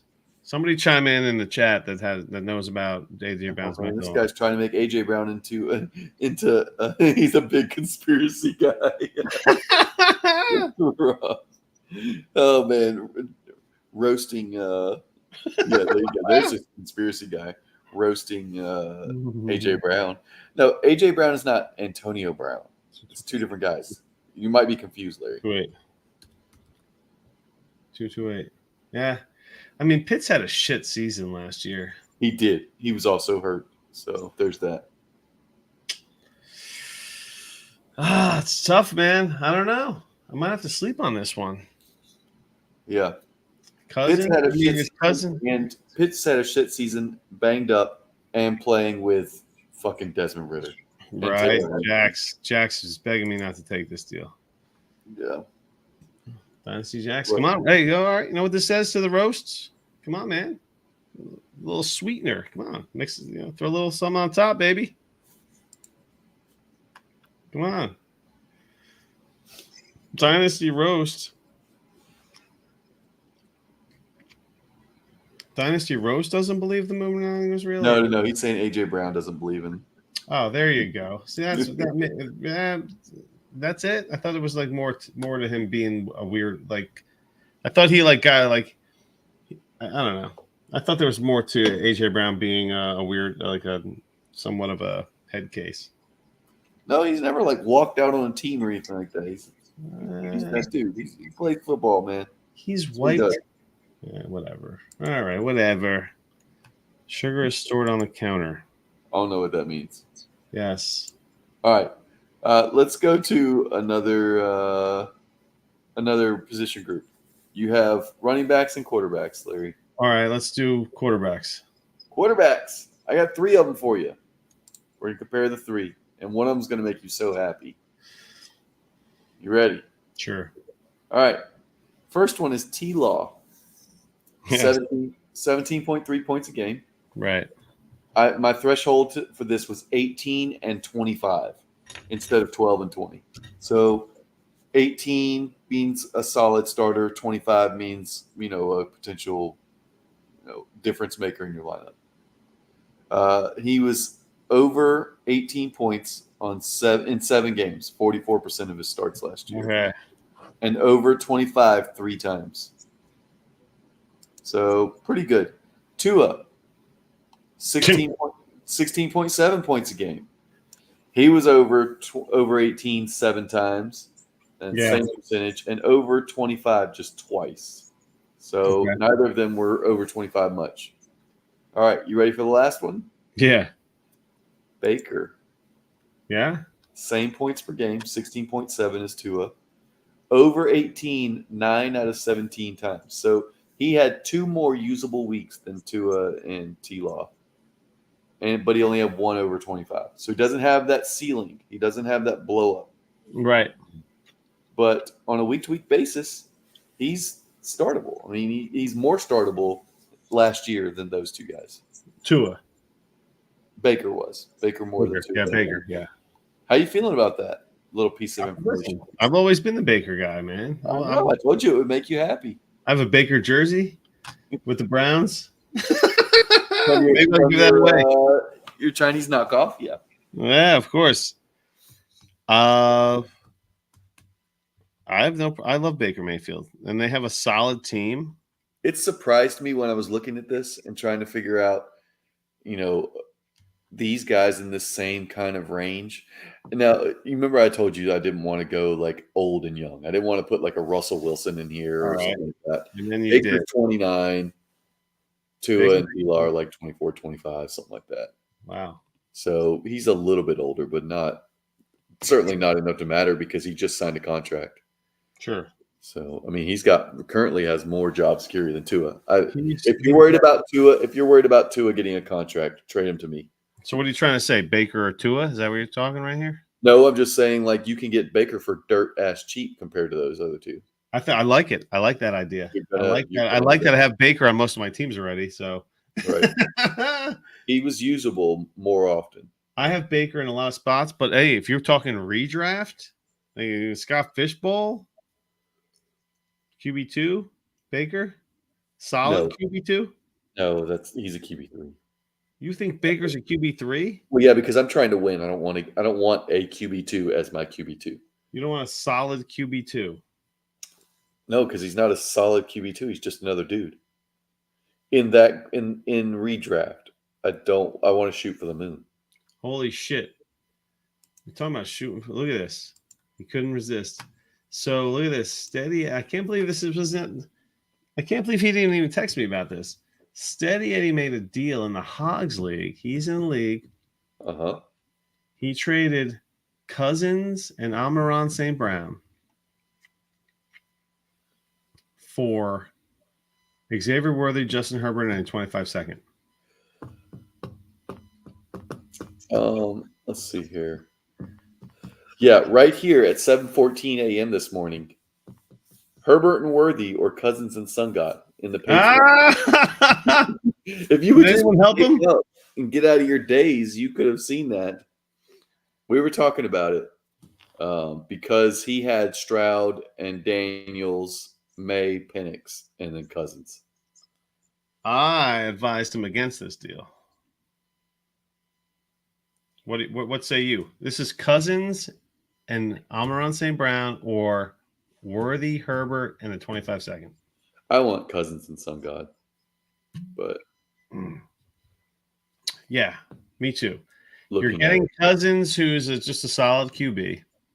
For whatever, he's just a solid QB, but you're getting a superstar in ARSP. In the chat, I said I'd probably do it getting Herbert and Worthy. But what else did he get? He got Cousins, Sungott, and what? No, he traded away Cousins and Sungott. I mean, he got Herbert, Worthy, and Herbert. Well, listen, if Worthy turns into anything, he got a third piece, right? He got a 25-second. Yeah. So I said it's a fair offer. Yada yada yada. So I get doing Herbert, Worthy in the second for Cousins and Sungott. I'm okay with I mean, obviously Herbert is a big giant piece over Cousins. Can you get more? Can you get a better wide receiver for Herbert, or do you have to wait till midseason when he rebounds and he's good again? Like, I'm just looking at Worthy and being like, what does Worthy have to be for this trade to make sense? A wide receiver 2.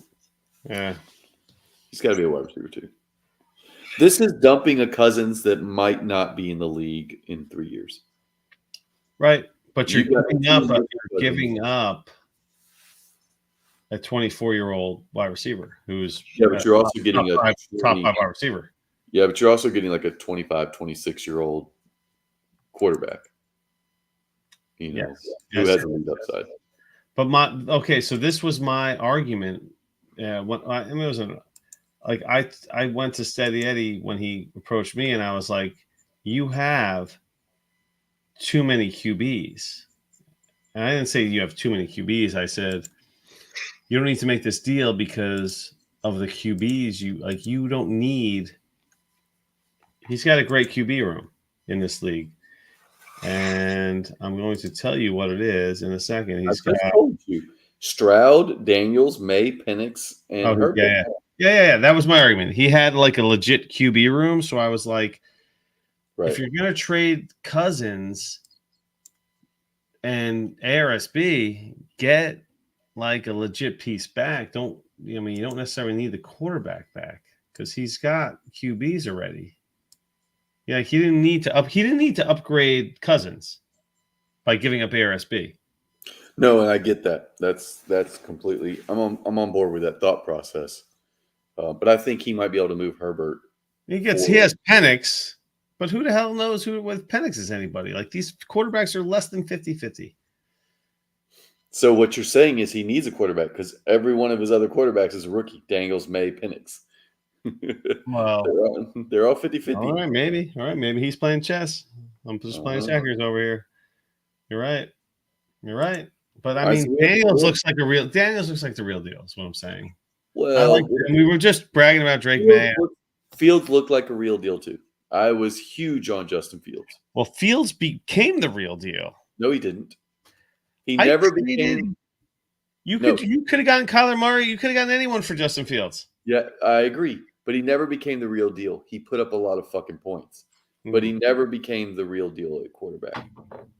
You've got to play the position to be the real deal. You can't just put up points. Lots of dudes can run around. You got to be able to win games in the NFL. There's already reports out of Pittsburgh that they're disappointed in him. Like that's rough. Who's disappointed? Who? That the Steelers are disappointed in Justin Fields. That he's not doing what he's not where they expected him to be. Hey guys, shocker! You got him for a 6th rounder. No shit, he's not where you thought he would be. Well, I mean that's who knows. Everything is just half-ass right now. Coach. No. No one puts out bad stuff about their players. That doesn't happen. Unless they're bad. Unless they're Treylon Burks, got to make the team on special teams. Madden's out there putting him in the freaking opener of they're busting on him. Did we even talk about the Podathon? We have not mentioned the Podathon. All right. This is what we should have done an hour and 25 minutes ago. So let's just do some dead air for like a few seconds. So I'm going to cut and paste. I'm going to put it in the front of the show. So if you join the Patreon, this is what you get. You get to watch us live and you can chime in the chat and everything's a big party and stuff. But when I do the edit, I edit everything down and it's just like kind of like an hour show. And I'm going to take this segment and move it to the front of the show. That's about to happen. So yeah. But if you become a patron, you get to hear us as soon as we click live. Like as soon as me and Justin get together, I click live and we start talking BSing. What do we want to talk about? You can learn about termites and how's the family. What the fuck is with the termites and all that kind of stuff. Yeah. And but yeah. So there's the Patreon for you. Two Patreon tiers, $3 and $10. Let's bang that out real quick. Yeah, we got a couple new patrons in the last few weeks. You're right. Jack's in the chat here. He's a new patron. You're right. Sam joined us as well. So yeah, just trying to keep it lit around here, So, we're having a fun time in there. It's a good time. It's a good Jersey time. You know what I mean? How'd I do, Larry? How'd I do? He's gone to grab a beer. So that was the worst. That was a fucking F. Yeah. Well, what'd you expect? Okay. All right. So what were we just talking about? I feel like I had something to say. Yes, the Podathon. Oh wait, we're going to leave a blank space. You're going to do the Podathon. We're going to do a Podathon promo. You're going to put it in the top. And look at this. Okay, ready? as soon as the Fiery Zard rolls in. So we're going to go silent right now because we're going to record a Podathon promo, piece. whatever. Right.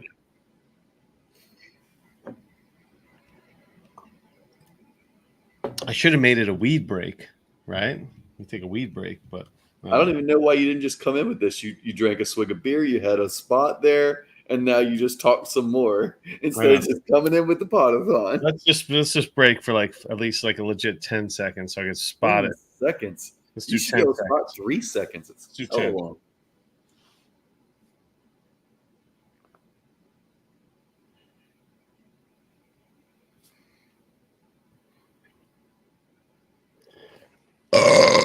All right, I think we're good. You'll be able to see that like big jump right there. Yes. So Larry, dude, Podathon. Yes. 29th. Yeah, the Podathon, baby.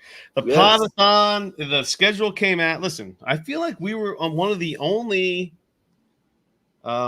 guests that chose their own spot. Like we were like, we want to be on at 10 p.m.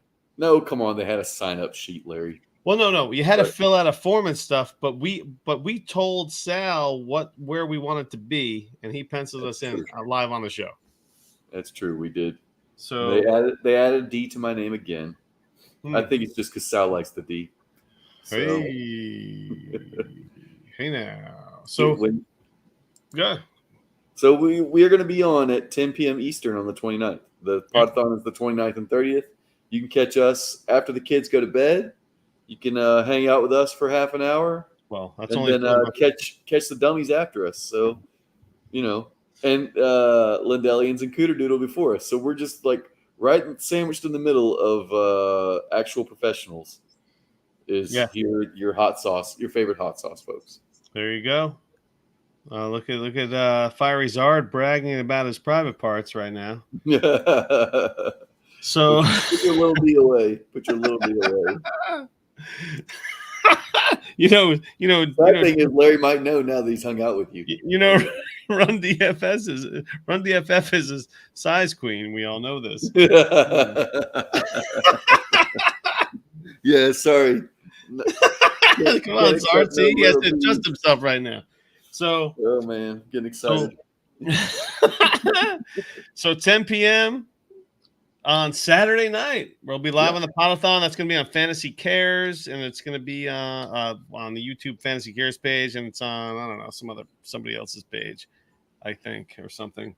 Yeah, get in while you can because they're not going to be able to stream on Twitter pretty soon. You see that? We'll start charging. Who knows? Yeah. I'll tell you this.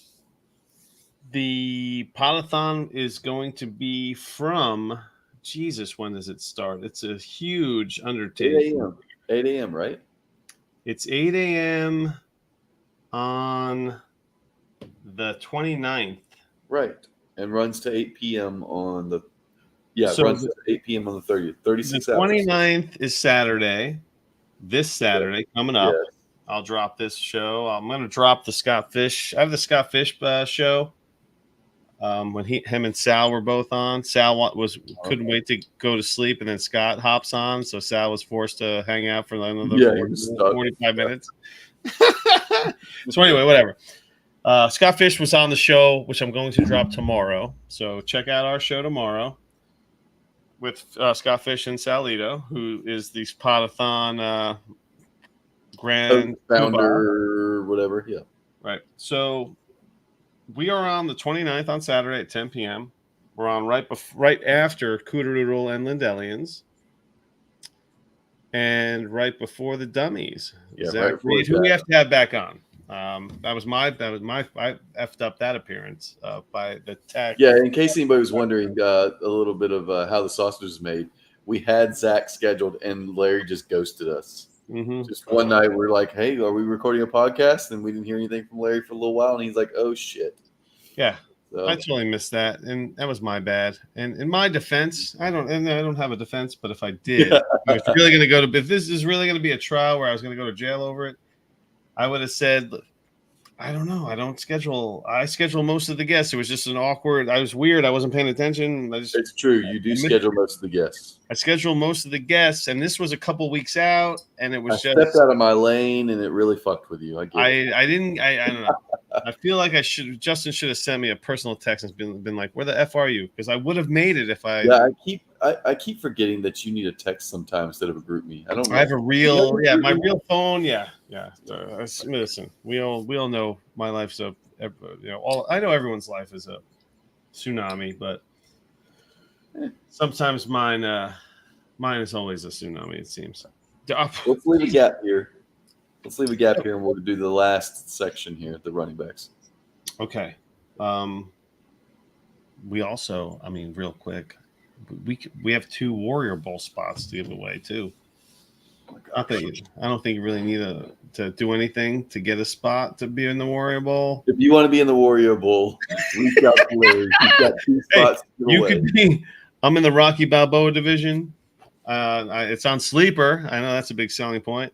But if you want the Warrior Bowl, which is one of my favorite charity leagues, by the way, I'm in year number 4 or 5. My Sleeper T-shirt, I have a Sleeper T-shirt that I wear all the time, and that's just because I don't even know. I came in I don't know. I came in the top 3, or I won something. Maybe I won the league or I had the most points. I don't know. But I got a Sleeper T-shirt that I wear. It's in my regular rotation. Oh, look at this. Sounds like we have a taker. Fiery Zard. What's the Warrior Bowl? Come on, Zard. Change your Twitter handle to Fiery Zard and just become a part of Fantasy Football X.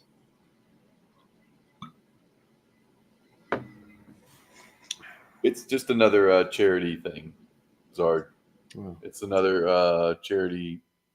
I don't want to say just another, but it's another charity league. Yeah. Worry about those great things. It's a global. It's a European. It is. It's UK based. They donate to some UK charities. I'm not sure who else. Yeah, it's a big global whatever. Blah, blah, blah, blah, blah, blah, blah. Yeah, they get people from similar. It's a newer it's gosh, I don't know. I don't want to demean it. I don't want to, but it's following in the footsteps of Scott Fishbowl. Sure, and I think that's the best way to put it. It's following the footsteps of the Fishbowl, and it's of global proportion. It's charity, so it's like a $20 donation. Yeah, of course it's Superflex. We wouldn't be promoting if it wasn't Superflex. Come on now, really, Zard? This is the hot sauce. We don't talk about is it Superflex? What kind of a question is that? Who knew Zard is drunk in San Francisco? Is he? Well, okay. So the moment of silence again for another. And we'll get to the running backs and get out of here. All right. All right, that's good. Yeah. Just want that. Right. I want that in the stream. I understand. All right, so let's do. Since we have one group left, I have 4 running backs picked out. I'm gonna start with the bottom ones and then go to the top ones. All right. So looking at this, I have Jonathan Taylor and James Cook. Jonathan Taylor was 15.6 points a game, and he was over 14 points. I picked 14 for him because that just happens to be 6 out of his 10 weeks last year. Okay. So he was over 12, same thing. It didn't change anything, but he was actually over 14 6 weeks, 3 over 20. James Cook, 13.7 points a game, so almost 2 less. 8 out of 17 weeks over 12 points, 47%. And he had 2 weeks over 20, 3 more over 19. So he had 5 solid weeks in there. Those 2 weeks were, I think, the end of the season too. He did have a little run at the end of the season. That's right. But he ended up screwing you in the championship game. If you look at what happens here, JT was a very good starter for 60% of his starts at over 14, and 3 of those over 20, 3 out of 10, so 30%. Okay. He should be much higher than James Cook. And I feel like they are lumped into the same kind of thing, where James Cook was over 12 points 47% of the time with 5 good games in 17. About the same percentage. 5 really, really good games, is what I mean to say. So your argument is Why James. are JT and James? Why are JT and James Cook in the same realm Okay. in this particular one? It's not always that they have to be the similar, like we have done. I feel like people are discounting Jonathan Taylor because of the injury last year, Yeah. and even so, he was great when he was on the field. And I don't want to try and predict injuries into a new year. Like it feels gross. So Well, I think we need to value JT higher. oh yeah. I mean, if I can get JT for James Cook and a No, I little, don't think anybody can do that. No, I don't. That's not what I'm saying because I don't think they're quite the same. But like, if you look at, I mean, hold on. well, I think what you're really trying to tell us is that Trey Sermon is the secret buy here because he's the JT backup. Right, the JT backup. I mean, if that's the way you want to take it. I mean, I don't know what you're trying to say. Are you trying to say James Cook is similar to Jonathan Taylor? No, I'm trying to say that I feel like people are overrating James Cook and underrating Jonathan Taylor. Okay. That Oh boy. oh, Okay. get a I'm call with from you. upstairs. No, no, But no, not at all. James Cook is way overvalued. Jonathan Taylor is way undervalued. Do you think James Cook is still overvalued? Because I feel like he was overvalued and now he's not anymore. You think he still is? Is he being taken in that like? I guess he's probably in like the Kenneth Walker range, right? Something like that. Is he? Do you want to know Superflex June ADP? I mean, Oh, yeah. You have the June it ADP. doesn't have the rookies, but Yeah, they no, have just a general Superflex, there's and still to be talked about. Anyways. I mean, I wouldn't be so like, oh, come on, DLF, if obviously they cared about us, but yeah, he's the RB15. He's going in the JSN. Kirk Cousins. Let's compare him just to running backs Oh, because like none of that matters. sure. I mean, that's fine. He's the RB15, which puts him in the Jacobs, Derrick Henry, Alvin Kamara range. So Rashad White is probably the most legit running back before him. Rashad. So here we go. I'll just go outside the top 10 because he's RB15. Pacheco, 10, Brooks 11, Kenny Walker 12, Rashad White 13, Josh Jacobs 14, James Cook 15. You know what? I'm wrong. I thought that James Cook was being valued higher than that. I didn't look at ADP. I was just off the top of my head thinking, man, he's up there. People are putting him up there with like Kenny Walker and I don't know. I mean, I'm taking James Cook over Kenny Walker. I think, yeah. I'm not taking Kenny Walker. You know how my feelings. Oh, I know exactly how you feel about him. Who would you take? James Are you? Cook or Rashad White? I'm taking Rashad White over James Cook. Yeah. Okay. The next set is a lot more interesting. I'm just weirded out that Kenny Walker is even before Rashad White. Doesn't make sense. That makes sense to you? It's just a one play. It's just a RB12. It probably doesn't make any sense to me because I just don't have any confidence in. Yeah, I mean, outside the top 11 RBs in a Superflex startup, it just turns into a wasteland. Really, probably. I mean, Kenny Walker ruins it for me, but Rashad White. On how bad or how mediocre Kenny Walker was last year. I feel like there's like the top 15 are like kind of legit running backs, and it just falls to pieces after that. I mean, all right, so let's talk about this next set, and it's going to be much closer to the top of the list. Okay. All right. I've got Jahmyr Gibbs at 16.1 points a game. He was over 12 points in 8 of his 15 games, 53%. Gibbs. He had 5 weeks over 20. All right. This is like RB3 or whatever, Jahmyr Gibbs. On the inverse side, Travis Etienne had 16.6 points a game. Yeah. He was over 12, 11 out of 17, so 65%. And he had 6 weeks over 20.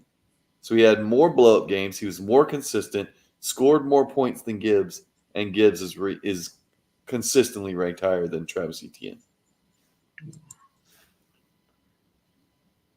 So tell me, how do you feel about those argument? The Travis Etienne is better than Well, Jahmyr Gibbs. I'm taking Gibbs over Etienne. I think I would absolutely tear down from Jahmyr Gibbs to Travis Etienne. Absolutely. You're going to sell Gibbs plus, or you're going to sell Gibbs for Etienne plus? Easily, because I get the better running back, and I'm going to get a plus. Well, in June 2024 SuperFlex Dynasty ADP, Jahmyr Gibbs is the RB2, and Etienne's the RB8. Yeah, and Etienne is over here just balling out, outscoring. 3 years difference. I mean, Etienne has a kind of he has the he's got that Linz Frank ankle. That's a foot. One that What? years ago. That was what 2021. It was a couple of years ago. We're well beyond that, aren't we? So what are you looking for? Travis Etienne? You want to do one? Can I get an early second over like a Etienne plus an early second for Gibbs? I think you can easily do that. Did we find our trade value? There we go. It's the Travis Etienne value check. All right. This will be our closeout segment. So let's do it. Travis Etienne, who do you got? Travis Etienne. Throw it on the screen. Oh, you want me to share the screen? Let's do it. I do. Come on. Yeah, baby. Okay, good. All right. Let's do it right. Share the screen, baby. I'm going full screen. Get some comments. All right. Trade Finder. Here we go. Share.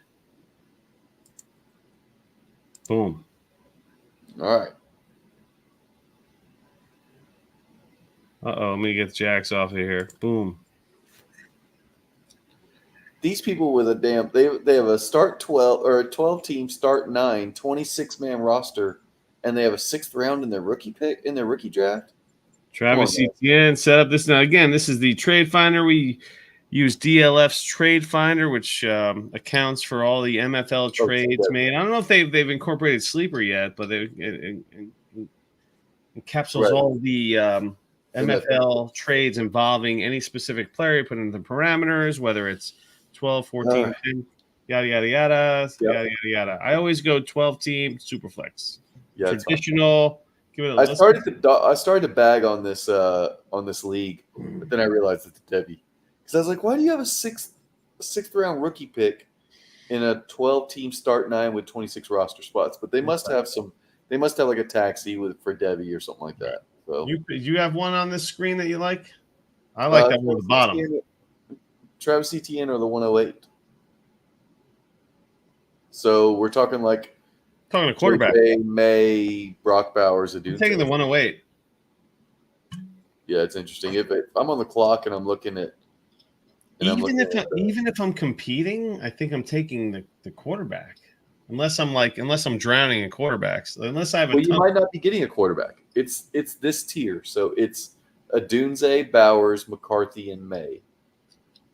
I'm okay with Brooks at 108. Also, if you're like desperate for running back, so you're passing on, but then you're passing on Odunze. Passing on Odunze. May, passing on a quarterback for running back. Brock. Yeah. Can't do that. No, you're right. I'm not going to do that. That's the cutoff there. There's a top 4 and there's a second 4. And there's really like there are folks that want to lock up the productivity that's already been established in Etienne and this next one's very interesting and I love this. I love number 4 here. Yep. All right, so it is Anthony Richardson and Travis Etienne or Lamar Jackson and Zach Charbonnet.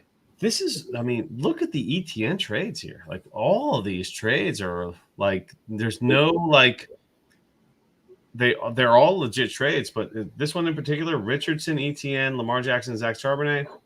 Jeez, I love I think it's a no-brainer, Richardson. Me too. I'm taking Richardson and Etienne. Even if I think I got to move Richardson. If you feel like Charbonnet's a non-factor in this one right here. right, I'm not even sure. There's 3 pieces in this deal. That's it. Yep. Charbonnet's just a throw in at this point. I mean, we're talking about Kenny Walker being like in the top 15 of RBs. Like, why is Charbonnet in this deal? Is the question. Even if it was Kenny Walker, I'm still taking Richardson, ETN. All right. How about this one? ETN, Diggs, and the 110, or McCaffrey and Kirk. CMC, obviously, the centerpiece here. Yeah, I'm taking ETN and the 110, and the Diggs is like a, hit or miss pick. Yeah, you could say that Diggs and Kirk are probably interchangeable because you're going to get a few years of Kirk level production from Stephon Diggs. Which begs the question: if you have Diggs, you think the Kirk GM might try to trade him away for Diggs? That's interesting, and possibly maybe you have to throw like a 4th in, something like that. Diggs in a piece for Diggs Kirk. in a 4th for Kirk, something like that. I do Diggs in a 3rd for Kirk. I don't know. It depends. Listen, if I'm winning now, I don't know. I feel like even if I'm winning now, Kirk's in Diggs. Who the hell knows what Diggs is going to be? He could flame out by week 2. He could. Anything else like here that piques your interest? Nothing that's really like. This guy got robbed. Gave up Lamar Jackson in the 303 for ETN Pittman in the 209. There is no difference between the 209 and the 303. So we're showing off. Yeah. So it's like ETN and Pittman for Lamar Jackson. Don't do that. Don't do that, people. You need more. Let's do number 9 here, and then we'll cut out. We'll do number 9 and 10. Okay. Well, 10 is pretty similar to 108. Yeah. 10, now you're looking at Jonathan Brooks or Travis Etienne. Or Xavier Worthy and Travis Etienne. Brian Thomas Jr. I'm taking ETN over everybody. That's 109. What you just said. Even Brooks, because ETN is already what is ETN, like a year or 2 older than Brooks? No, I mean ETN's 25, so there's that. Yeah, I think that. So you have the age. How old is Jonathan Brooks? I don't think he's that old. No. But again, if this is your Jonathan team, Brooks is 20. Wow. He'll be 21 in July. So that's a significant age difference. ETN's 25. Yeah. Yeah, I'm probably taking Jonathan Brooks. I'm taking the 109. That's a nice deal, though. And if whoever drops to the 109, which is most likely just going to be, it's not going to be Bowers, is it? No, it's going to be Jonathan Brooks. Yeah, it's going to be Brooks as the 109. Right. Or Worthy or Thomas. Yeah, right. The same thing happens down here on 11. We'll go back to number 9 in just a second. Yeah. 11, it's Tank Bigsby and Travis Etienne, or the 111 and 302. Yeah. Just scratch Bigsby in the 302. Now you're talking about Etienne versus BTR or Worthy. I'm taking Etienne in a heartbeat. I want Etienne there. I'm not even thinking twice about it. I like Worthy, but I want those points. Etienne to 111. Let's go to 9, and then we'll get out of here. All right. So yeah, do it. Go ahead. You read it off this one. Okay. So we got Brock Purdy. So let's talk about this. This is the safe leagues, and we know safe leagues are 2-point tight ends. It's it's like, I don't know if it's start 10 or start 11. Oh, it's a start 10, 12-teamer, super flex, obviously. Brock Purdy, the 108. The Cranky Hyenas traded Brock Purdy and the 108 to Uncommon Sense. Instead of Common Sense, his name is Uncommon Sense.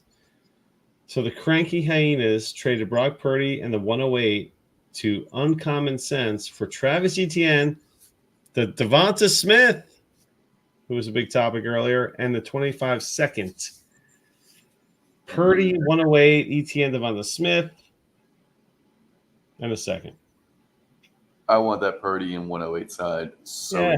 Yeah, it's a piece of cake. You're getting all your lock. I mean, as much as you want to think Purdy is like Brock Purdy, he's really kind of a quarterback that produces a lot of points. He's a legit QB, and the 108 is a legit pick.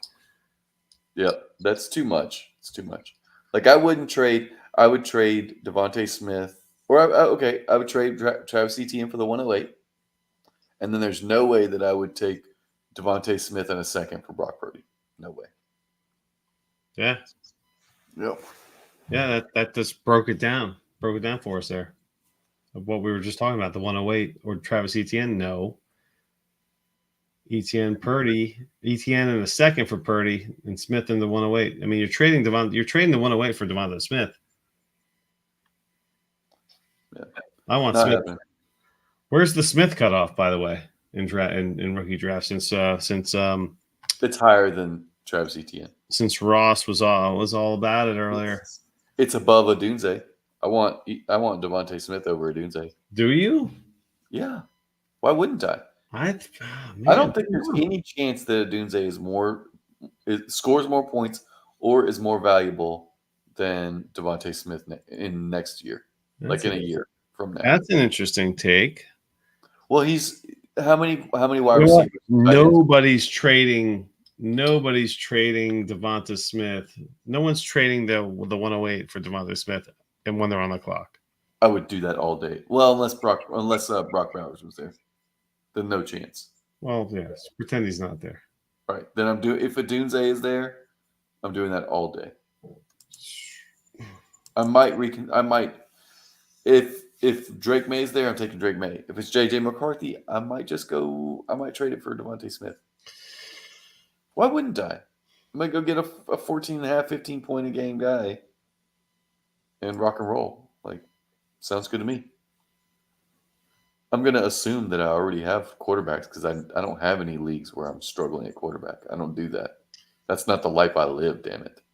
Roast has a great wide receiver room.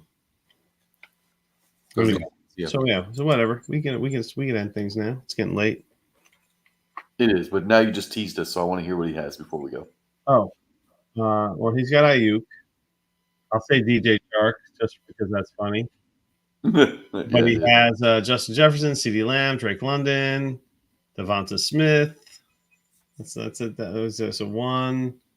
You said Jefferson, Lamb, and Chase and Smith? No, he's got Ayuk, right?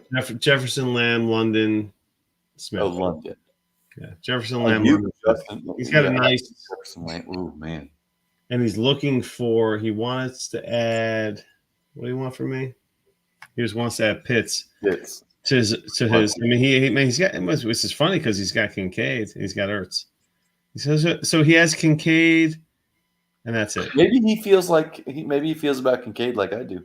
Well, you know what? He's got Jake Ferguson, 230 points in this format last year. Yeah, Ferguson's good. I mean, he outscored Garrett Wilson last year. Right. Jake Ferguson. I mean, maybe that's a guy you want to get your hands on in a tight end premium. He's sneaky. Yeah, he's outscoring Garrett Wilson. I mean, Jake Ferguson. I just rattled off like a. I mean, you got 250, Ferguson 230 points last year, but I mean, he outscored Devonta Smith. We've been talking about him all whole show. Right. Ferguson outscored Devonta Smith, but by 2 points, but still. It's 1.75, man. That's up. 1.75 tight end premium is no joke. Anything after 1.75 tight ends are right up there with your borderline wide receiver 1, wide receiver 2. That's why we like tight end premium, because it makes tight ends relevant. Without that, you could just pass on the position. Yeah. I mean, you thought Josh Jacobs was like a bell cow last year, but yeah. Well, he was hurt. Remember, Zimmer. Yeah. Yep. Anyway, all right. Yep. Let's wrap it up, man. Wrap it up. So we'll see you Saturday night. If you are listening to this show, tune in to Fantasy Cares YouTube. It's all going to be on Twitter. It'll be all over the fantasy socials. SFB Podathon, the Dynasty Hot Sauce return for another year. And we're going to talk about Salito. We're going to talk about all the young women. We'll have to figure out who's hosting. That's what we have to figure out. Oh, it's a good question. Who's hosting? But guess what? Don't matter who's hosting because they're going to be listening to us at the SFB Podathon, baby. Thanks for listening to the Dynasty Hot Sauce Podcast. 1, 2, 3, 4. Yeah, baby. I didn't even get to talk about my gold mouse. What else did we took? You put a note down earlier, and we didn't talk about that either. What was it? The hot sauce. We didn't even talk about the hot sauce league at all. Oh yeah, you were gonna rag about me. Yeah. Mm-hmm. You wrote a note that said when we were talking. Was it about the trade that I did, or was it something else? I don't know. I don't remember. I wrote a note. You said you were gonna. Oh, I need to write a note so I can remember to bring it up.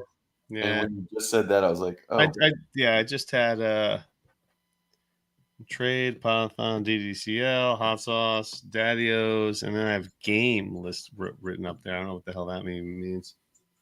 Oh no! Earlier, you're over there talking about the soccer game. Oh, a lot going on in 0-0. Like, oh. Yeah, run through this one. I gotta get this episode out. Tomorrow's Wednesday, so quick. Yeah, I can get this out by. I'll just let it rip on Thursday, no matter what. Just to get the heads up. Well, we're in a great spot. Well, we're in a great little sandwich there with the 10 o'clock spot. Yeah, right. The people are going to be on. They're going to be on to watch, and they're going to They're not going to turn us off. We're sandwiched in with a couple of great guests. So why would they turn us off and then turn us back on? Yeah, they're gonna. Those poor people. They're like, we're here to watch Lindellians and Cooter Doodle and Zach. Who are these idiots in the middle? What the hell can we do? Should we do anything? I don't know, man. We don't have to think about it. I don't know. I think I'm going to be broadcasting from my garage, from my mother's garage, or I might be in her old bedroom. I'm not sure. There's room in there now. Well, what the heck? Well, I'm going to be. I'll be at least 4 or 5 hours of drinking under my belt. Oh, I know. I can't wait. That would be like 15 hours of work under my belt. Swimming in a pool, and cooking. I'll be mid party. I'm gonna be like, all right. I'm not even gonna say anything to anybody.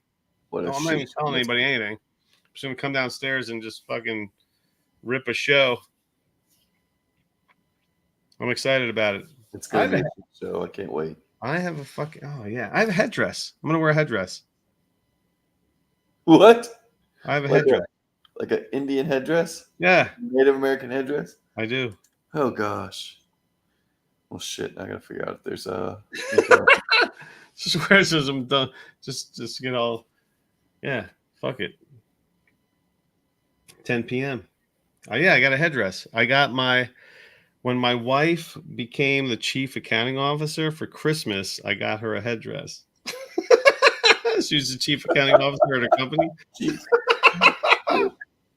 Like a legit headdress, like I paid I paid $80 for it. I had one back when I was a kid in Boy Scouts. Yeah. Like a big ass fucking yeah. I don't know what happened to that thing. I wish I still had it. I have to check it out. I have to go make sure it's still in good shape. I need to go kill a turkey so I can make one myself. Oh, that would be impressive. Kill a turkey and then get some leather and yeah. Is that how it's done? Yeah, man. When do you get the gator? I didn't get drawn. You didn't? Nope. And they did a draw last week and the second draw this week for people who didn't get drawn. No gators this year. Are you kidding me? Unless someone invites me, I might throw it out there like, hey, anybody need somebody that can tag along? Anyone did anyone sell their license? No, so it's you can't do it like that. You get drawn, and if you don't, you have 2 days to buy the $200 permit. If you don't, then your permit goes back in the draw, and they redraw again. Oh, and so dude, I don't know how many people didn't buy it. I would have forked out the $200 easy, no problem. Said something, man. I would have been all in on the follow up. No, it's in the first one. So you couldn't. There was no follow. There was no additional application period. So there's no way to get there's no way at this point to get a permit. Nope. Next year. We'll give it a go next year. We applied for 2 of them. We applied for a May one. I didn't apply for any of them. Yeah, we applied for the May one that's right here, 5 minutes from my house. It's called Pelahatchie Bay. You got a lot of gators in there? Yeah, like 5 minutes from the house. Wow. Shit ton of gators. Huh. And then the other one is like all over the state. They just opened up a spring hunt 2 years ago. This was the second year over here, right here in the bay. So, like, I drive by that every day. You see a lot of gators too? I mean, I'm not looking, to be honest with you. But they're out They there. don't have the same novelty for someone who like is on the water all the time or has been on the water. Yeah. It's not the same novelty. Like, oh, look, there's a gator. You know, like I'm fishing. I'm like, oh, there's a gator. You know. Whereas you're not on the water. Have you seen that remote control thing with the gator head? Oh, I've seen all kinds of stuff like that. Yeah. With the fake gator head and with somebody swimming and they just start freaking out. The remote control gator head. It's the funniest thing I've ever seen. I can watch 100 of those in a row. Well, it's like the old shark stuff, you know. Well, yeah, but you know, I saw it and I clicked on it. I'm like, man, this would be. But I'm never in a position to think to use a remote control gator head for like $50. Right. It's just not worth the 50, but like the joke isn't worth it because I'm never going to be in a position where there's like I'm going to be in water with like people. Yeah. Dark water. Yeah, not a whole lot. Like if I bought that, it would be useful. Exactly. You would wear yours out. You'd go through a couple of summer probably. Right, exactly. Like, oh, let me just put that on. I'd have to do the subscription order on. Yeah, every 3 months. Yep. Yeah. Oh man. All right, brother. Sounds good, man. Well, look at that. All right. I'll talk to you soon. All right, man. I'll talk to you in a couple of days. Yeah, you will. All right, my man. Brother. Good stuff. Later.